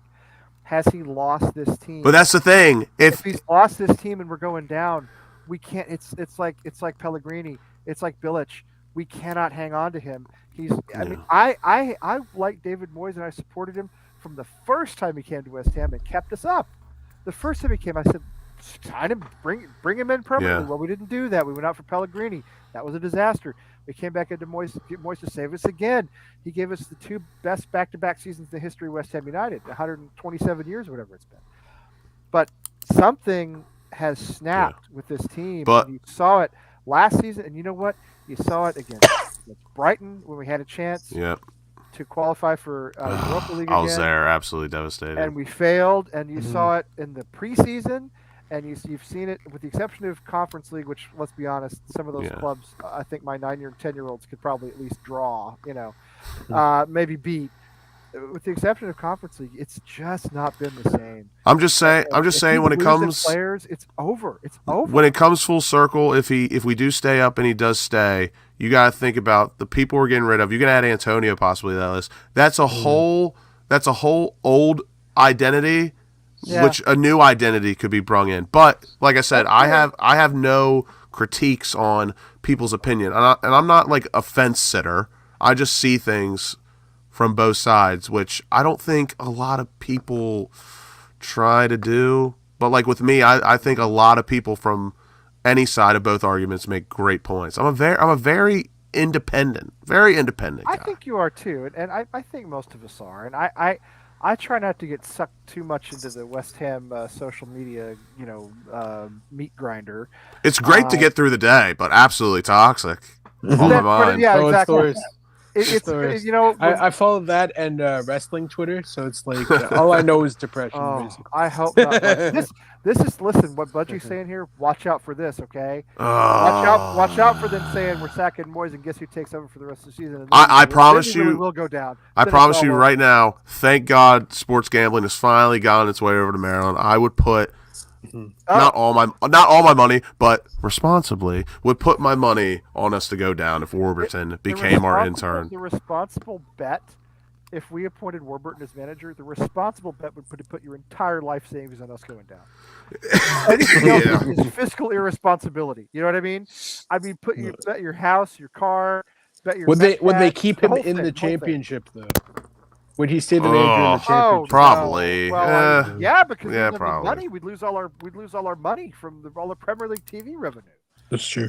We'd go down, and then they'd be like. That's another thing that was made a great point is that I honestly could not believe that Sullivan and the board are just. That's a huge gamble from them, not sacking Moyes. And I got to tell you something else. Don't think that Daniel Kretinsky is our savior. All right. I know people look at him and they say, well, Sparta Prague have won X number of titles while he's been chairman. Yeah. Look at the history. They were better before. They were winning more. They were more successful. They won more trophies. And listen to their fans. Go on and check out the English-speaking Sparta Prague fans on Twitter. They'll tell you. They don't like him. He hasn't been a good chairman. Sparta Prague, we're talking about Sparta, Slavia. These are clubs that they're always going to win trophies. All right. Yeah. It's just, they're like, Benfica and Porto and Sporting, or they're like Celtic and Rangers. I mean, they're always going to win something. So we don't really want an owner. Doesn't prove anything. We don't really want an owner. We don't really want an owner that's just going to be like a ghost in the crowd, but he'll like feed us money. He's got to be a bit more like. Like even like Todd Bowley, I don't really like Todd Bowley, but Todd Bowley at least is like putting his money where his mouth is. He's saying all the right things. He'll do whatever it takes. Which again, not really my approach, but at least he's there. He's trying. With Kretinsky, I do have a bad feeling that he will be like a ghost in the background, and if we pry at him long enough to like drop some real serious cash on transfers, he will. Like he's already done. If your ghost is a multi-billionaire, I'd rather personally not be involved with the Saudi government like Newcastle. Okay, because I think there's a lot of moral and ethical issues with that. However, let me just say this: if your ghost is somebody who has 50 billion pounds and is willing to spend it, let him be a ghost. You know what I mean? Yeah. Let him be a ghost. That's not Kretinsky. All right, he's not that guy. He's not that wealthy. He's down at that level, and so he's going to. I honestly don't know what he is.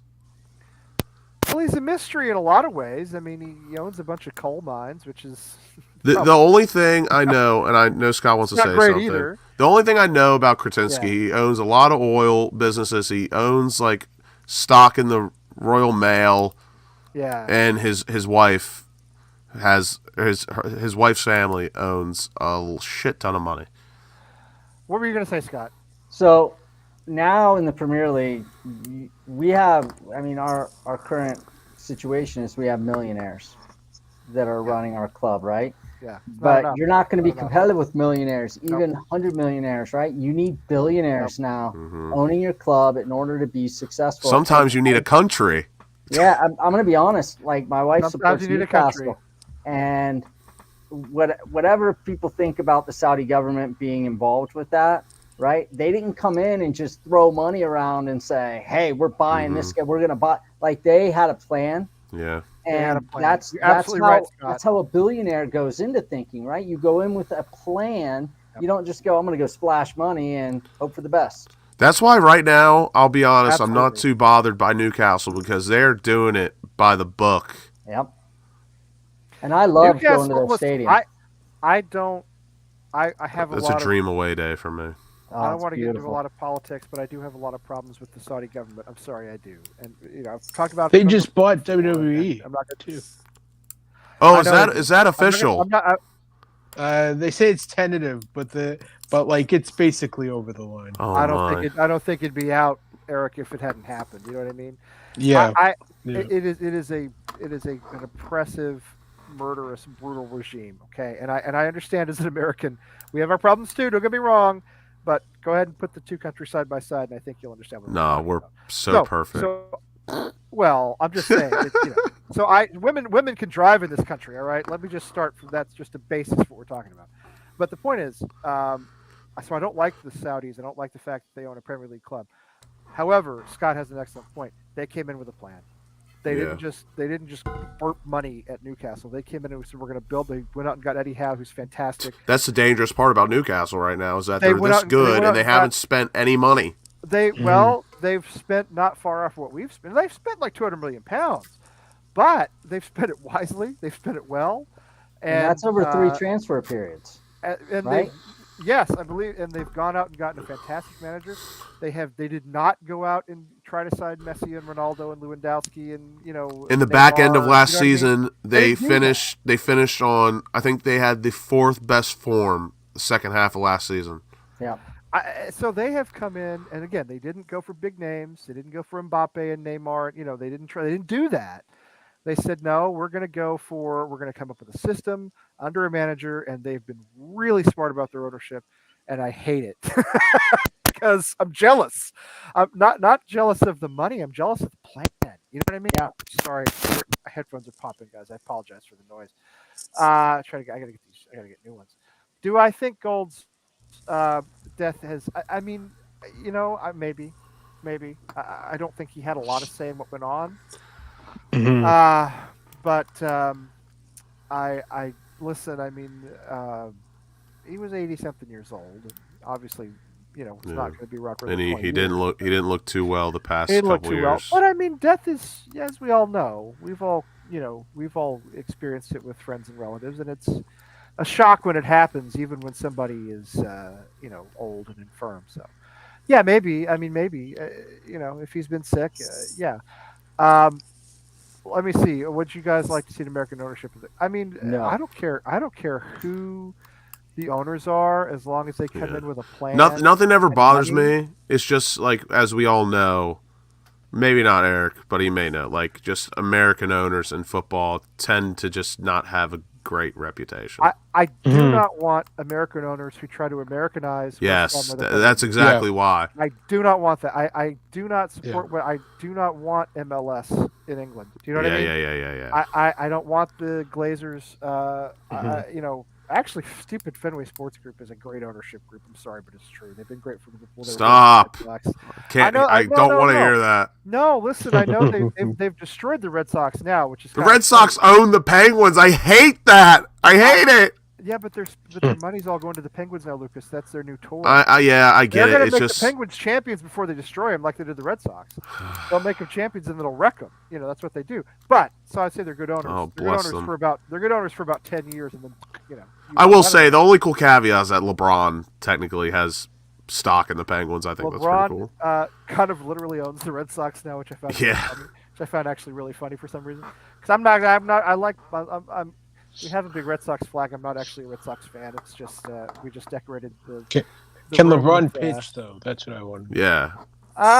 Could LeBron head a ball in on a rainy day Tuesday night Stoke from 5 yards out? You think he's going out anywhere when it's 30 degrees and rain? Yeah. You think he's going out anywhere to play a game when it's 30 degrees and rain? No, not unless he's got a heater and umbrellas and a whole. He's got a little guy following him around with the umbrella. Exactly. He's got one guy with a portable heater, one guy with an umbrella, one guy with like a little bar. It was like at the golf course.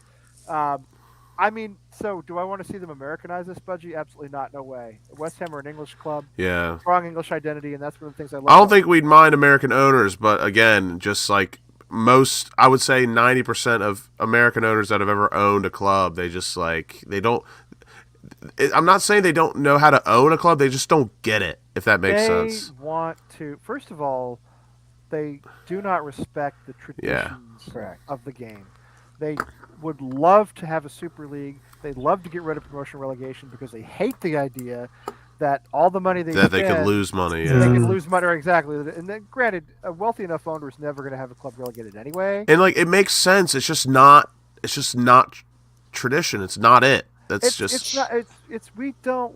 don't want, as an American, I do not want to support an American football club in England. I want to support an English football club. I love the roots of West Ham, the working class roots. I want the Great Escape every season. Yeah, Well, I don't know. We may have to do it again this season, but but I want. No, I don't think he is Charlie Boy, especially not outdoors. I don't want American football. Soccer. I want West Ham to be English, and one of the reasons I love West Ham is because it's really, really English. This is true. Chinese ownership would generate. Yeah, listen. When you get a billionaire involved with something, you're almost always getting into someone who has Villa have been in a bit of a purgatory, but their owners, their Chinese owners, stay quiet, spend loads of money. It may not work out, but you never hear any mishaps or fuck ups from them. They stay low, spend a shit ton of money. They go out and get a good manager in Unai Emery, and a really good manager. A smart move. And I'll tell you, the guy who would have been obviously perfect, and God rest his soul, was the guy who owned Leicester. Died in the helicopter. Yeah. Talk about fantastic owners. Brought him a title. Made smart moves. Brought in good young players. Developed them. Good manager. They brought in Ranieri to come in, an experienced manager. Nationality aside, obviously, as long as, to answer Budgie's question, as long as the next person that comes in genuinely just cares about West Ham, that's honestly good enough for me. Of course, I would love for him to be a multi-billionaire, loads of money, but honestly, as we can all agree as West Ham supporters, them caring about the club is just, for me, always number one priority. Mm-hmm. Absolutely. I agree. They need money, obviously, but two, they need a plan. They need a plan, and they need, and because again, it doesn't necessarily work to go. And being real people, like GSB, God rest his soul, David Gold was probably the realest of the bunch. He absolutely was. And that's no question about it. Yeah, that's huge. That's always been such a huge problem with Brady and Sullivan. They're just not real people. I refuse to believe they're real people. Well, Sullivan is just a little pornographer who made a lot of money. How is he not in jail for? I don't know how he's not in jail for something. He made a lot of money. I'll still never forget a story I heard about Sullivan that it was so repulsive and disgusting. I can't even repeat it. And then Brady, she just somehow swindled her way. She disgusts me. She somehow was a lady, which I think is a title You know what I Yeah. mean? Like an actual. I don't know how she got it, how she became a lady. I don't want to know. God only knows. She is a vile person.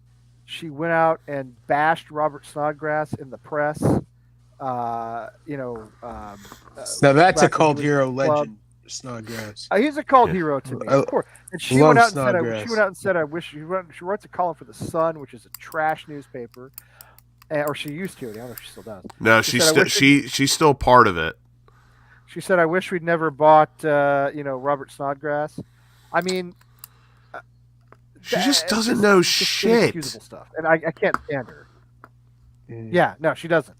She doesn't. And Sullivan, they almost, they really damaged Birmingham City in a pretty Yeah. serious way. And I'm kind of surprised we've survived as long as we have and had some success. Yeah. Did she really, Vernon? Did she Probably. really? That's pretty funny. Yeah, Charlie, that's what I'm thinking. We know how she got there. We know how she got there. So we don't want for Ryan Reynolds and the guy from It's Always Sunny to be. How electric would that be? Yeah, that would be fantastic. I mean, if they owned an they're actual not, Premier League team like Wrexham, they're who not the heck is wealthy. They're not Wrexham? wealthy enough. They would need because they're movie stars. But we're talking about. They have movie star money. You need like owner of the movie studio. They need Tom like Cruise money. producer money. Yeah, well, they need the money of the guys who who fund the studios. Do you know what I mean? Yeah. Well, did you hear So- for since Eugene Melnick, the owner of the Ottawa Senators, died, so they're Oh, he trying to did? find a new owner. Yeah, he died a couple months ago. So they're trying to find a new owner. His daughter sold the team, and the NHL made a contingent that whatever new ownership comes in has to have Ryan Reynolds as one of the Oh, owners. that's sick. That's awesome. What? Are you serious? Yeah, Is that Yeah. is that true? yeah. How could they do that? They said that's Wait, one of the the NHL did conditions. that? Yeah. Gary Bettman was like, he has to be part of the group that buys the team. So there's Okay. people like I so there's people bidding for not only the he Sens is Canadian. ownership, He is but for Canadian. him. Yeah, he's from Vancouver. He's from Oh, he's Vancouver. Well, I mean, whatever. Really? It's a small Yeah. country. He doesn't look. We're larger in land, but like way fewer people than you guys. He does not Quebec strike is me as Canadian. Quebec is bigger than Texas. It's bigger than Alaska. Yes, it is. It's bigger than Alaska. Quebec is bigger than Alaska. It's much bigger than Texas. It's bigger than Alaska. Anyway, Ontario's 8 million people Ontario's live there, massive too. It's you could be Ontario's- driving. You Ontario's could be about driving here the for size, like yeah. 14 hours. You still be in Ontario. It's insane. I think it's very similar in size to Quebec. Yeah, Yeah. they're the size of Alaska or slightly bigger, Mhm. which is gigantic. But like, how many people are in Canada? Like 100 million? Not that many, is it? I think it's like 46 million, Okay, about half. Yeah, about 40. Yeah, which is which is nothing. which is more or less like Texas and California put together. I would say that something like that. I think California has more people than we do as an entire country. Oh, is that right? Does it have that many? Well, I didn't. Texas has about 20 million, I think, or maybe 25 these days. Sorry, maybe maybe. Well, anyway, yeah, maybe California has more people. That's possible Yeah. for now, anyway, until it falls off into the ocean. Poor California. It's had some rough times lately. Anyway, Ryan Reynolds and Rob McElhenney. Yeah, I mean for exposure, it'd be fantastic, but they don't have the money. Mm. But I'll tell you what we got coming up is, Nate is going to be our manager on Ted Lasso. So I'm super looking forward to that. That's going to be, we'll see if maybe he's going to replace David Moyes, I think we're going to get some great exposure from Ted Lasso. When it's coming out, whenever it comes out, I don't know what's coming out, but I thought it would already be out by now, but anyway, soon, hopefully. All right. Well, I'm feeling as though we've done it for almost 2 hours. It's longer than I planned to go. So, Wolves on Saturday. What a nice, refreshing change to have a Saturday morning 10 a.m. game, Eastern time 10 a.m. So that's 3 in London, of course. And I guess for you that's 7, right, Scott? You're on mute. I guess that's 7 for you, but you're 7 used to, a.m. But you're used to that. You're up in all of that point. You Oh, got a absolutely. 3-year-old anyway, almost a 3-year-old. So Yeah, I got a 2-year-old around the it house. doesn't matter. We're not You're up. sleeping. Oh, it's 2 years. That's right. Yeah. John's daughter is turning 3 tomorrow. Your daughter is too. Um, I got to see her before we went on. By the way, she said hi before we started the show.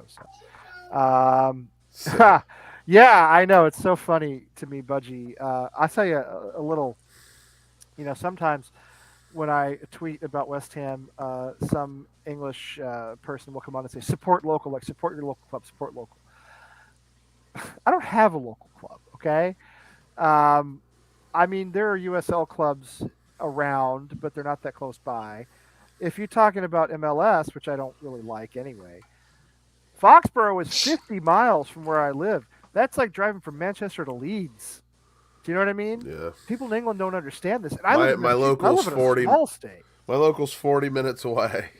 I'm saying Foxborough, where the Revolution play, it's literally Manchester to Leeds. It's like telling a Manchester City or United fan, support Leeds because it's local. It's not local. It doesn't. It's not.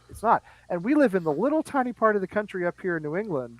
That nobody even knows the names of the states because they're so small. You get into the West and the Midwest. Yeah. Man, your local football club of any size could be hours away. So support local. Ours is 2 hours away. Sacramento. That's what I'm saying. There's no support local. It doesn't exist. There's no local in a lot of places. There's not a Vegas USL team, Scott? Vegas is further away than Sacramento. Jesus. Vegas is like 6-8 hour drive. That's crazy. Yeah. That's the same state, by the way. That is the same state. Yeah. It's the same state. That's what I'm saying. So yes, Budgie, I'm not talking about you, obviously, but I get these English guys on Twitter like, "Oh, support local, mate," and I'm like, I can't. I created a club. Tim and I, y'all do. Tim and I, well, he really created it. I won't take credit for that. He and I and another guy, the three of us, started a club in Lowell, Mass, down the street from where we live, and it lasted 3 years. That was our local. We couldn't keep it going, So I'm so in West Ham in my life that I literally just say, yeah, my local's Dagenham and Redbridge. Yeah. Well, you lived there for like 6 weeks. I actually went to a match with James, and it was fantastic. I love non-league.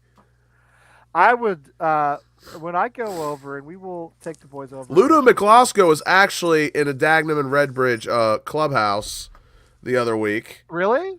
Yeah. When we take the boys over, and we will at some point, although, man, New York set us back even for 4 days. Whoo, New York is not cheap. But anyway, it's fun. But anyway, when we take the boys over, I want to go for enough time. We can obviously see West Ham. We can see West Ham women. And I would like to go to Chelmsford City because I live in Chelmsford, Mass, and I'd like to go see Chelmsford. Where City. is that in England? It's not that. It's east of London. It's not that far from. There's a lot of West Ham fans in Chelmsford, for instance. It's east. It's in Essex. It's in Essex, east of London. So Essex County Cricket Club. Their home ground is Chelmsford City. Is in Chelmsford. So how do we watch the West Ham women? Well, is it all online or is it? They're often. Sometimes they are on YouTube. Yeah, they're often online for free. I don't always watch them, Eric. To be honest, I do when I can. Yeah, but I definitely follow them. Yeah, I follow them on social media, but I'm like, I don't know how to watch them. So they'll promote when they're on YouTube. Yeah. I'd like to see them. I think that'd be fun. Yeah. Well, I mean, listen. You don't want most Budgie. You know what? You got to think this through. If you know, Budgie, we're literally trying our hearts out here. We're trying as hard as we can. Okay, we're trying to do this, but we only have like 1,500 subscribers or something, so we're working on it. But Budgie, if you ever meet a New York Yankees fan or a Jets fan, or well, you're a Yankees fan, Scott, but I'll give you a pass because you're a good dude. Or a Jets fan, or good Lord, I'll get a Dallas Cowboy fan. All right, and I grew up in Dallas. You're forgetting the big one. You're forgetting the big one, Lee.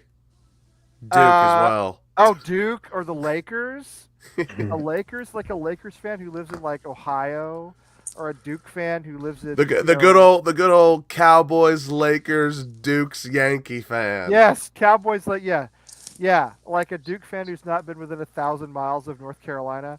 The guy that's a fan of all of them. Throw the Canadians in there as well, just because they have the most chips. Just throw them in there. Classic Twitter profile that's like Lakers, Duke, Cowboys, Yankees. That you don't want that guy. And, all right? And while we're on the topic, Lee, check your Facebook right now. I believe this is actually a real graph because it is from Sports Reference, and it's funny you started talking about it. I think this is somewhat believable and real, and this is why, Budgie, we try our hardest to spread the gospel. Because this map you're about to see is absolutely disgusting to me. Garbage. It's garbage. Okay, so here it is. The most viewed team pages by state. And again, like I said, a lot of the times they make graphics like this and they're fake. But this is from Sports Reference, which is like one of the best websites. No, Sports Reference is very real. If you want to know any statistic from the major American sports from the last 50 years. You know how much it pains me to see Hawaii is Chelsea? I love Hawaii. I absolutely love Honolulu. That's disgusting. First of all, good for you, Oregon. That's a women's club, Portland Thorns. Good for you. Yes. That's awesome. Good for Texas. Well, I don't like MLS, so you know me, Lucas. I'm not an MLS. No, but still, like if it's gonna be United or Austin FC, Austin FC. It's something. Austin FC, well, they're new and kind of cool, but Oklahoma, well, that's Lee, if you ever get a chance, if you're ever in Austin, like I know it's gonna be rare. Their matches are insane. They look really like a lot of fun, I have to say. Well, Austin's a great city. I love Austin. I mean, look at old North Dakota's up for them too. Look at that, Austin. But now Leicester, this is kind of Vermont, always the outlier with everything. Nobody has computers in Maine, so I'm really not like. How do you think I feel about the DMV area? Look at that disgustingness. Jesus. I mean, my little New England up here where we are, Manchester City. Well, that's sort of understandable. They're big and wealthy. New York because they connected to New York City FC. This is disappointing for Massachusetts, and I'm not even sure I really believe this. Although, depending on how old this information is. We have a lot of Portuguese people here in Mass, and they loved United because of Ronaldo. Yeah. So that's a big, and I know a lot of Portuguese guys we used to actually, when we did Greater Lowell United, our club years ago, we were sponsored one season by the Portuguese American Center of Lowell, and we had our meetings in the Portuguese Americans. I was actually a member, even though I'm not Portuguese, and they were all Manchester United guys because of Ronaldo. So I sort of get that. New Hampshire, who cares? Nobody lives there. Maine, nobody has a computer. So that's New England for you. But like Oklahoma, well, that's just about what I. And let me tell you, no surprise, one of the states I hate the most. Sorry to anyone from Michigan, I can't stand Michigan. Oh, it's Liverpool. Terrible state. I mean, Barcelona sneaking into Delaware here and Indiana. I mean, Lee, honestly, weird. You got to feel bad for me. The DMV is just overtaken by Arsenal. I do. It's disgusting. I do feel bad for you. I do. I very much do. Arsenal, that's awful. Can you see? Yeah, you can see. I'm pointing at the right place. West Virginia, Maryland, that's bad. Now, you're from Pennsylvania, and they're all into Philadelphia, apparently. That's fine, whatever. But yeah, this is bad. This is bad, too, for Mass. I mean, come on. Manchester, come on. I will say that one of Andrew's friends... In a little Hull City shout-out down south. Yeah, how many people in Alabama do you think are searching for football clubs? Let's be honest. They were looking... I mean, this is like the absolute beating heart of American football, college football territory right here, So the number of outside of Atlanta United, they do have a lot of fans, to be fair, a lot of fans. Places like Alabama, Mississippi, Louisiana, the combined number of searches for these clubs is probably like 30. Yeah. For all these states combined. It's just not they're not into it. That's okay. They don't have to be. Looks like Iowa's gone Wrexham here, hasn't it? That's Wrexham, I think, isn't it? Yeah, there you go. That's cool. And Minnesota, God bless them. Look at them. They're solid Americans up there. USA, baby, national team. You know what? I would argue. By the way, what a disaster our national team is. By the way, just in case anybody's still actually Ooh. watching. Oh, I don't Soccer know. An parents run absolute amok. disgusting, vomity mess. The Reynas. This Are is the- what happens. Soccer parents, like, they can destroy anything. And don't get me They- wrong, right. I am not a Berhalter guy by No, I'm any not means. either. I'm not either. I don't like it at but all. I No, I don't didn't like it at want all. it to end this way. No, I don't. I Like it at wanted all. him. I wanted him to actually face the music and get sacked. Like, I did you know what I too. mean? For his lack of ability to manage what should have been a more competitive team that basically snuck through And the what am I trying, the group stage. we haven't talked much about the U.S. men's national team, as we all like. Besides Eric, of course, like Yeah. we all Hey, like, our team Right. just sucked. We We were all- just awful. No, but We you all call like it the- Eric. I mean, you had a great. I mean, you had a great run to the World Cup. Nothing wrong with that. Yeah, until we told Croatia to go after themselves, and they were like, "Okay, hold my beer." yeah. That wasn't a But, great like, idea. We all That wasn't a great idea. like the men's national team, and just I'm gonna say it quickly. I honestly thought it was the most disgusting thing of all time, and honestly the most American thing ever to play arguably, or to not play arguably, our best player. Yeah. That's So why. I mean, so No. if Because in anybody- my opinion, as much as I do love Christian Pulisic, I think Giovanni Reina is the best player on our team. Neil and Budgie, if you guys are watching, or anybody who's watching and doesn't know about this, so Claudio Reyna is a footballer on the. Who's he play for, Lucas? Who's he play? Who's his club? Who does he play for? Giovanni. I'm sorry, Gio Reyna. Claudio's the father. Yeah, Claudio Who does Gio Reyna play for? I can't Borussia remember. Dortmund. Dortmund. Okay, thank you. I knew he played in Germany somewhere. Gio Reyna plays for Dortmund. Good player.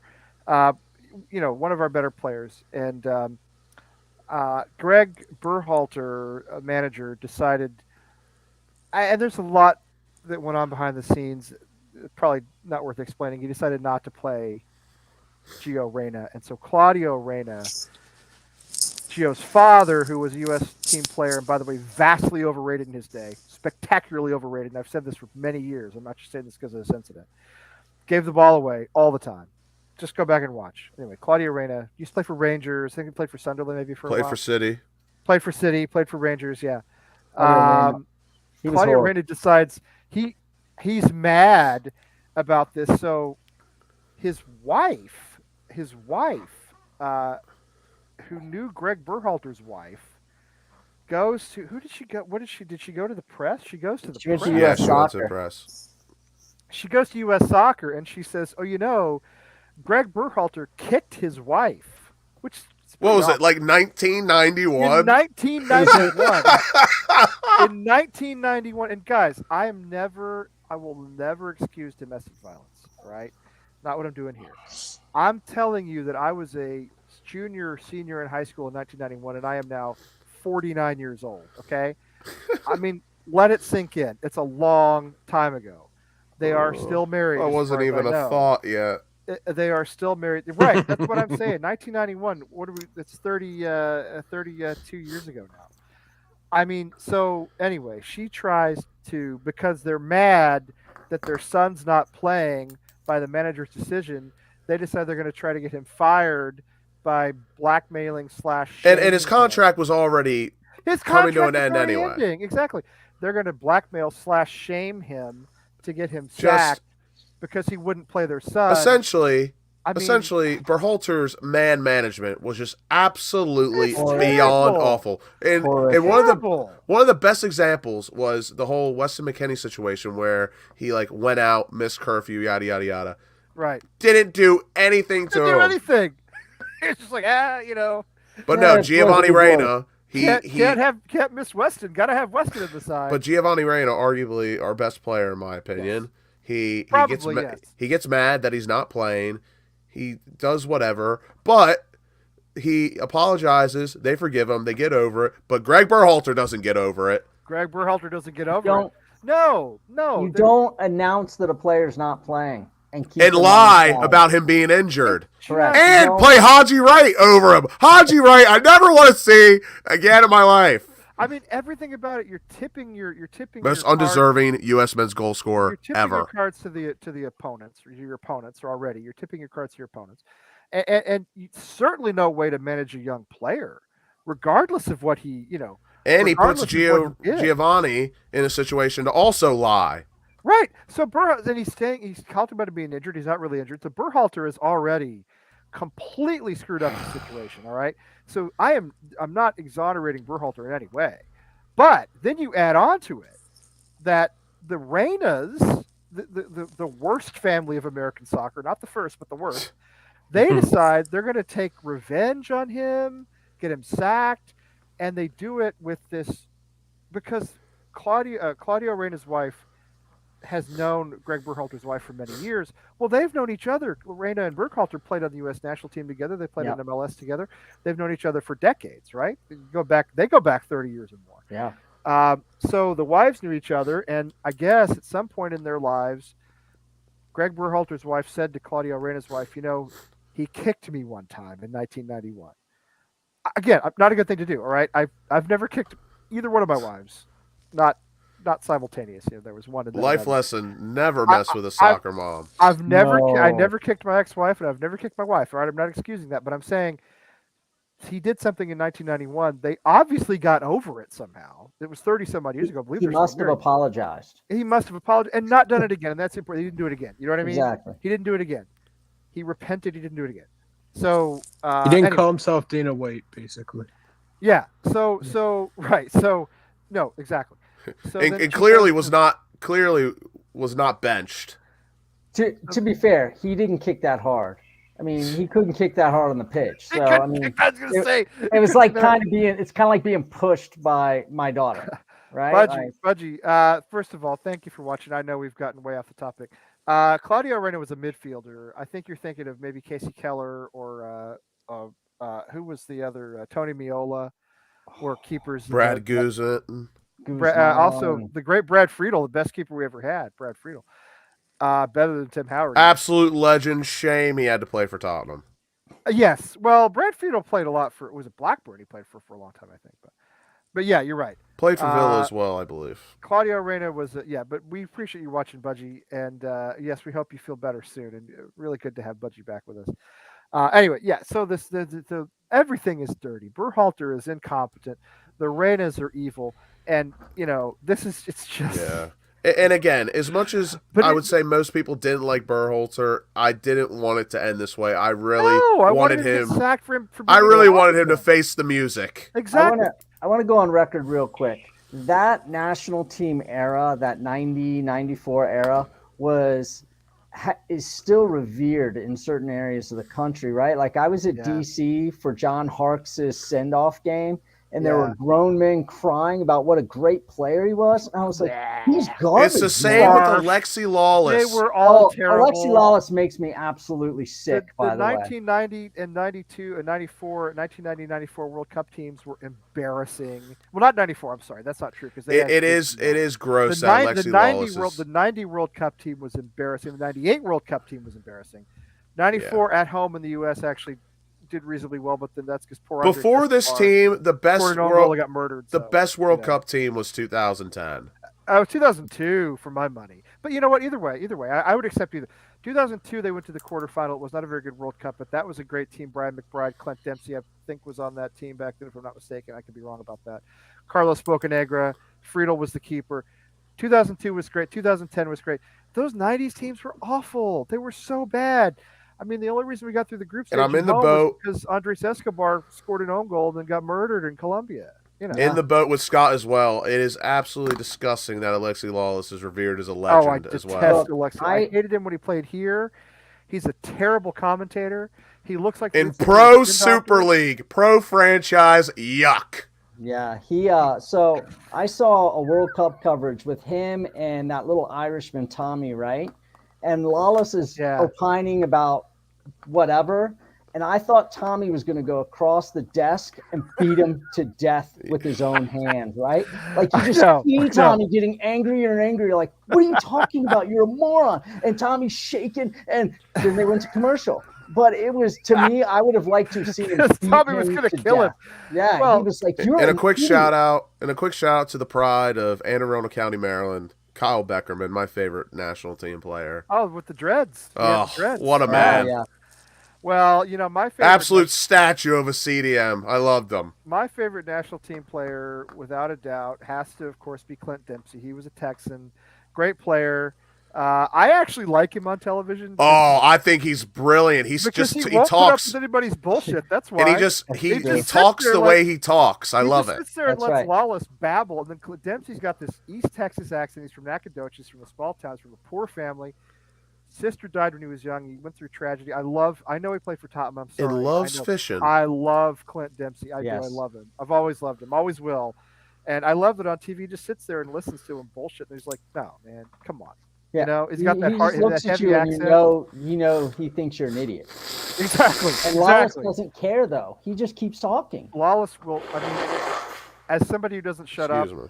I will say that Alexi Lawless does not shut up. But I think I'm a better commentator than Alexi Lawless is. he looks like the lead singer of the Spin Doctors. If you And I'm guys know sorry, that. if you're an American that's pro Super League, you just go in the bin immediately. He is a troll, and he will do everything he can to be contrarian. He loves the Americanization of football, and by football I mean soccer, and I hate everything about that, and he loves it. He wants it. He wants everything to be MLS, and it's just disgusting to me. Just horrible. The only thing I ever agreed with him with is that he wants America to have its own identity when it comes to football, which I do kind of agree with. Fair. But That's again, fair. Yeah, it's just disgusting how. but I mean, on the pitch, that's fair. But I don't like this idea that he loves he wants everything to be NFL style, lights and flashing signs. He loves all that stuff. Alexi Lawless is a mercenary. He will say whatever he's paid Exactly. to say. The Skip Bayless Yeah. of football. I grew up reading Skip Bayless. I grew up in the Dallas area. He was with the Times Herald and then the Morning News, both, and he's always been garbage. He's always been a terrible writer. He's always a terrible text. It's been like that for 40 years, I guarantee you, maybe more, 50 years. So yeah, Lawless is the Skip Bayless of American soccer. I didn't mean to get off on this. I can't. But anyway, I couldn't help but talk about the whole Berhalter thing because everybody looks bad and everybody's done something stupid and disgusting, and it's just. I mean, if it weren't U.S. soccer, it would be West Ham. Let's be honest. It's a West Ham style scandal right here at home. All right. But let's do about 5 more minutes if you guys don't mind. Let's do your predictions for Saturday at Wolves. That's what we started talking about was 10 a.m. on Saturday, right? Yeah. Eric, I know you've been a little left out down there with us talking about. No, it's fine. I'm enjoying it. I'm also following the Leaf game. So, who are they playing? They're not playing Boston, are they? Nashville Predators. Nashville. Oh, I have them. They So won my- 2-1. Leafs won 2-1. My wife. bad. I'm a big Bruins fan. They've had a great season so far. Yeah, unbelievable at home. Will they Boston. carry it into the playoffs? I don't know, but anyway, can't complain so far. Far better than expected. I can never complain as a Pens fan. I never will. You won't If- catch me complaining. Listen, they're a great franchise. If Great we can get out of the franchise. first round, that'll be my Stanley Cup. So Listen, if the Bruins can carry this momentum for an entire season into the playoffs, I mean, they have unlimited potential. The Scott, problem is the local the It's Sacramento January, Kings or you know. the Golden Knights for you? Man, I'll tell you what. I'm from the East Coast, and so. Like, Oh, please, and actually, please say Islanders, please. No, I'm a Panthers fan. I respect When that. I was okay, living in fine. Fair enough. Florida. My last Good. off-topic comment. One thing that really Not the annoys me Rangers. I about hate people the from New Rangers. I can't York. stand the New York Rangers. I can't stand a New York guy that is Rangers, Yankees, or no, sorry, Islanders, Yankees, Giants. Disgusting. If you're going to support the Yankees, you have to be Rangers and Giants. You have to be. I'll mean, just as throw a- this out there. My wife and I went to Denver, and we went and saw the Avalanche play. And the Avalanche beat the Islanders like 6-1. And there's an Islanders guy sitting next to me crying It was. I mean, he was very upset. Like if you're in New York, if you're an Islanders guy, you have to be a Jets guy, in my opinion. Same areas, yeah. Yeah, yeah. The Mets. You should be a Mets guy too. If you're on the island, Exactly. You should be Mets, Islanders, and Jets. That's what you should do. And who cares? I'm very you should be a Brooklyn. You should be a Brooklyn fan too, for that matter. Yeah, only because of college. The Knicks. Going to school with so many people from Jersey and New York, I'm very passionate about that. I hate the Rangers. I'm sorry, I've always hated the New York the Rangers. Ugh, yuck. I'm supposed to hate Montreal more than anybody, but I have to tell you, I love the city of Montreal, and even though I don't like the Canadiens for a lot of reasons, I respect them as a franchise. I have no respect for the Rangers, no respect for their fans. I do love the city of New York. I do not love the New York Rangers. I hate them. I detest them. And when the Bruins play if Jaromir Jagr didn't play for 18 different teams, right, I'd be disgusted that he played for the Rangers. I think he's still playing now. He's He's in Europe somewhere, isn't he? Still handsome as ever. God bless him. Guy's like 75, epic flow, and he's still playing hockey. He's still in Europe. Unbelievable. I think. Yeah, he was a Bruin when one of those was it when they went to the finals in 2013. I think he was a Bruin. I think he was. Anyway, Saturday. Who? What do you think's going to happen, Scott? What do you think's going to happen? 1-0 loss because they can't score. Oh, all right. No, you're okay. I don't want you to be right, but I can't argue with you. Just because I have no good argument. We barely score, and barely score more than them. So I'm just going to mail it in with that. That's good, quick math. I like that. It's away to Wolves, so you're saying they beat us 1-0 at home. No, I'm saying we win 1-0. Oh, you said 1-0 us. Yeah, 1-0 us. Oh, I thought you said 1-0 loss. I'm sorry. I didn't hear you. Okay, then you know what? Please, from your lips to God's ears, that would be wonderful. Yes, that'd be wonderful. What do you think, Eric? 4-0 West Ham. Love it. We always seem to like kick their asses, and for a while we were kicking Leicester's ass too, 4-0 every year. So I'm thinking 4-0 again. Bowen finally scores Fornell's hat trick. You know, good times. Man, the eternal optimism of a lifelong Toronto Maple Leafs. We need it. And That's all we Cincinnati need. Bengals fan. I'm a Leaf Bengals West Ham fan. Like if God like bless you, my friend. and I'm positive somehow. Like if that isn't listen, Eric didn't sign up for it. He was called upon. He's doing his God intended duty. I know. Well, if you're born and raised in Toronto, you have no choice but to be a Leafs fan. That's What about you, Lucas? What do you think about Saturday? Little relegation derby. I don't think either side wants to draw or lose. So, and I watched Wolves today. Absolutely shocking. Raul Jimenez, absolutely terrible horrible. Now. But they won though, didn't they? No, they lost. No, they lost in PKs. Oh, they did? Oh, I didn't realize that. Oh, it was an absolute madhouse at Pens. Absolute shithousing. Back and forth. It was awesome. A little Midlands derby. I thought I saw somebody on Twitter say they won, and you're absolutely right. They lost on Pens. My fault. But I'm going to go, like I said, relegation derby. Both teams don't want to lose. They don't want to draw either. So I'm going to go, and I'm only doing this because Wolves really are bad. I'm going to go 2-0. 2-0 West Ham. Yeah. Who are your goal scorers? I'm going with Skamaka so he could take the wife and kids so I can have the weekend off. And we're gonna go. I'm gonna go cheeky Dawson corner header. I love that, man. So they have to pay double for him. I would, yeah. I would. God, how great would it be for Antonio and Dawson to score in this game? I know it's a fantasy, but that'd be amazing. I think this game has draw written all over it. I'm sorry, I do. I think it's a 1-1, just drudgery. The goals are just, you want to go 0-0. That's what your head's saying. No, I don't, because I don't think we can defend either. I think we'll go, but I think we'll score in the first half. No, that's not true because it has to be Benrahma who scores, and he won't be on in the first half. He won't come on until the second half. We'll probably score with Benrahma like late in the match, and then they'll get an equalizer late, and it'll just be an absolutely miserable game to watch. It's going to be the worst to watch. And It's just gonna more Benrama It's propaganda. going to be so bad and so I'm depressing. probably going to listen to it at the gym because I can't watch it.